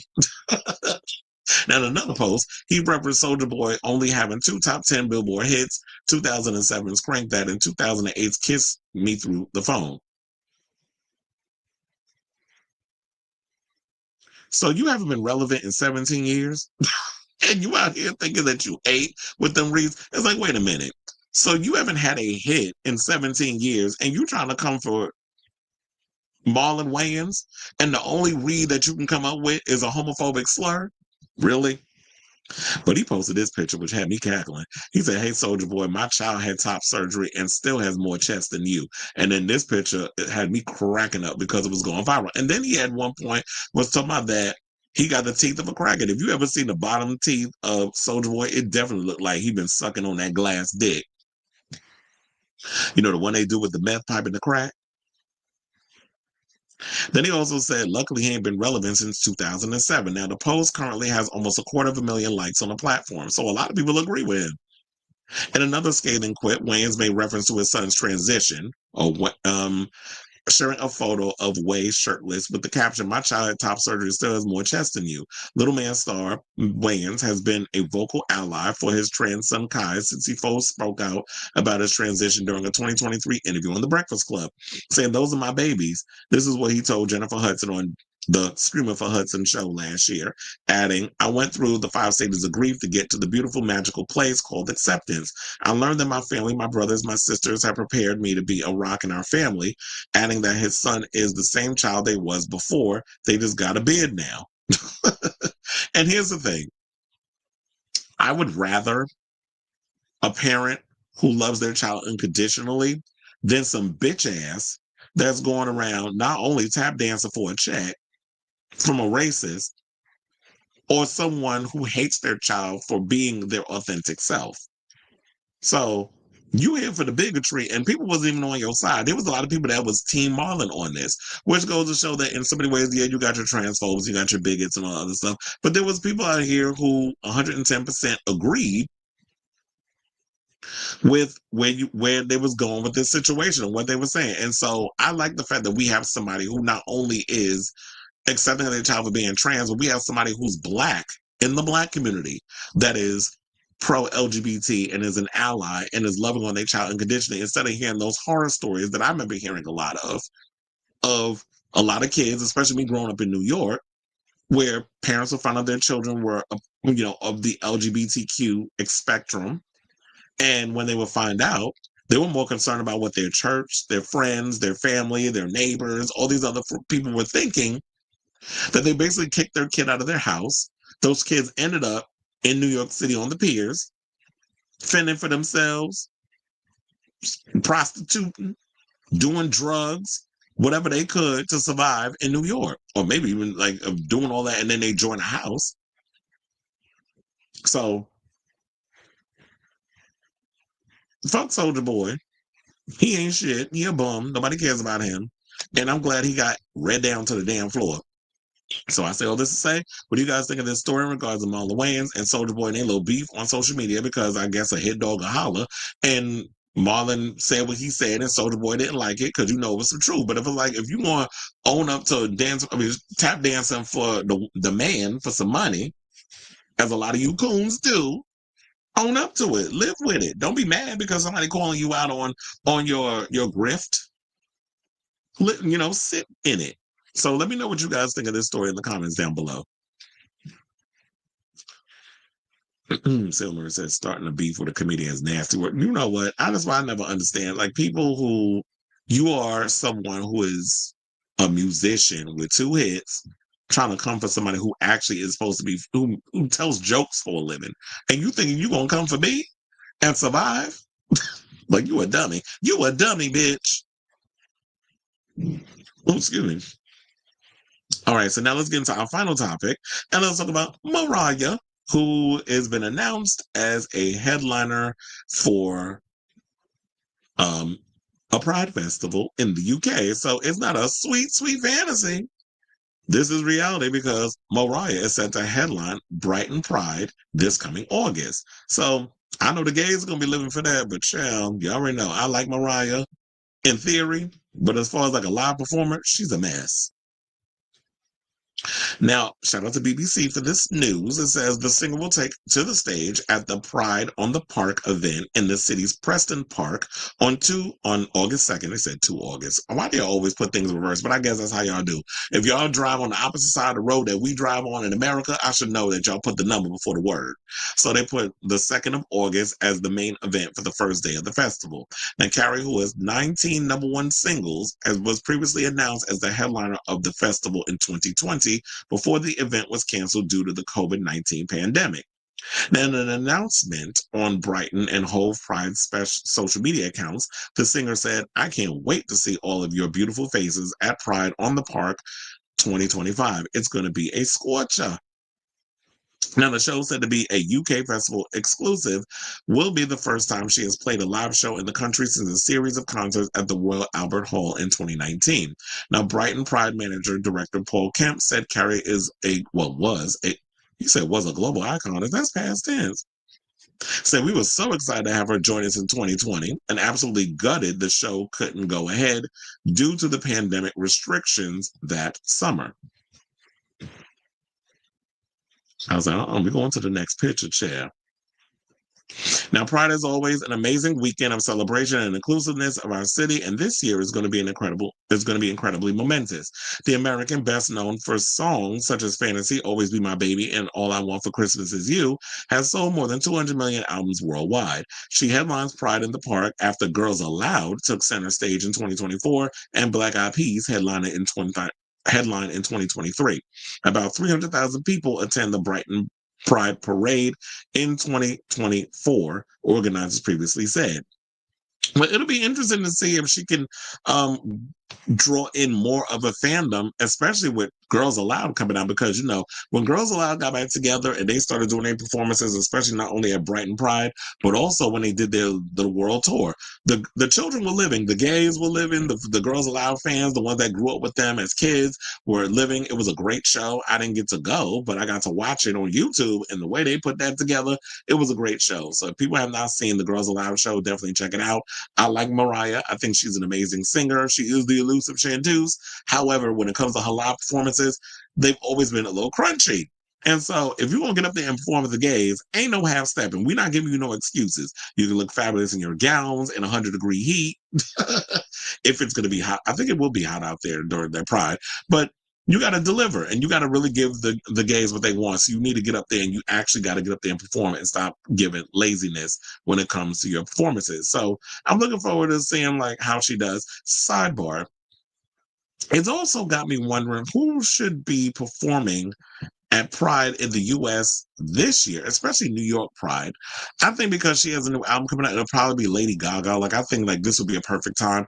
But I feel like with the way our country is going and they're trying to eliminate everything from Pride events and going on the trans community, I feel like this US Pride definitely needs to be what it started out as at the beginning, a protest, that we're not going to allow our government officials to just beat us down and tell us that what we can and cannot do. And we're going to fight for our freedom. So if we need to take more of a political charge, which I heard is how they do their Pride in Spain. A friend of mine was telling me that. In Spain, it starts out as a political protest. And then after that part is done, then they go off and then they do the party part, which I would be here for, because I'm like, we definitely should have that. I think people need to be reminded what Pride is truly about, especially in the United States. People get too caught up in, everybody on their little floats, and the fact that this company and that company accepts us or whatever. Yeah, they accept y'all for the first month. And then July 1st, they act like, I don't know her, in the words of Mariah Carey. That's how y'all get. And then now you start to see when they rolling back DEI and all this other mess. Now these companies, I'm going to say corporations. Couldn't decide if I want to go with corporation or company. These companies are now reneging and going back on their thing. And this is why I told y'all, I said it's a bunch of BS in the beginning. Don't get all caught up in that. Oh, these companies accept us. No, they like money. They like money, and they go where the wind blows. So that's what all this is. I never bought it for 1 second that there's a lot of pro-LGBT coming in. I mean, there are some that are legitimately those. I know Shake Shack, when I work with them, they're pro LGBT. There's some companies that abide by it still. They haven't backpedaled because they worried about retaliation from some bully. in the White House. So I was able to say, are you guys excited for Mariah headlining Brighton Pride? Whatever your thoughts are, let me know in the comments down below. Okay. You said Mariah needs to do more if she's gonna try to pump up a product. Okay, that's what I said. You said watching you during RuPaul's commercial break. I hope Mimi isn't just doing this for the paycheck. Yeah, because I know it's like 15 minutes in, they're already doing Drag Race. Snatch Game is about to go down. I definitely am gonna watch, but I have Philo, so it's recording. And after it's done, I'm gonna go and I'm gonna watch it so I can fast forward through the commercials because I'm not gonna sit up here and watch. I don't want to watch it live because then I got to sit through commercials. I'm gonna be annoyed. So I like to have it record to the, and it comes with a DVR. It's funny how you have an app that comes with a DVR, but nevertheless, so I'm watch that and then I'll watch it later on today. He says, speaking of Pride, I hereby retract my recommendation of that new Laverne Cox show. First episode was cute. That's what I was saying. Like, I've heard, I was like, wait a minute, Roro was probably like the only one that said that it's a good show and he liked it. But then I was hearing from so many people saying that the show was not good. And I kind of want to say, I heard it's sort of like it's Norman Lear created it before he died. Norman Lear is someone who's created a lot of iconic sitcoms, and they were saying something or another that it was that it's like I guess a reverse Sanford and Son or something or another. Like it's got something kind of that vibe that damn, I forgot the comedian's name, the one that plays Laverne's father. That he wanted to come in and he wanted to speak to Norman Lear about reviving Sanford and Son.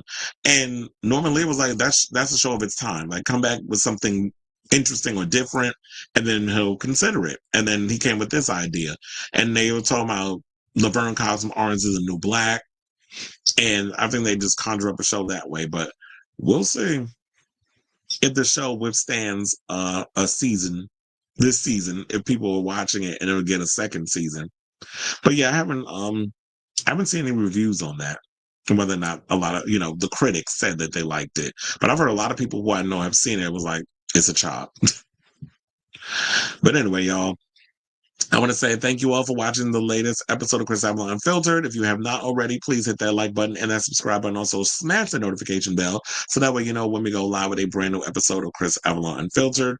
I'll be back here on Monday. I'm going to take the 2 days off because I got things to do. I'm going to be busy. So, yeah, I'll be back here on Monday. As I said before, love you all for watching. Hit that like button and subscribe buttons, that notification bell. I'll definitely put timestamps in between the shows so that way you could just fast forward to all the interesting parts of the show outside of the chatter that we do during the live chat. So what happened? They need to stop letting corporations hijack a movement and monetize it. Well, that's a whole nother topic for a whole nother day. Because we'll be here for a while talking about that one. But anyway, love you all for watching. Until next time, ciao, darlings.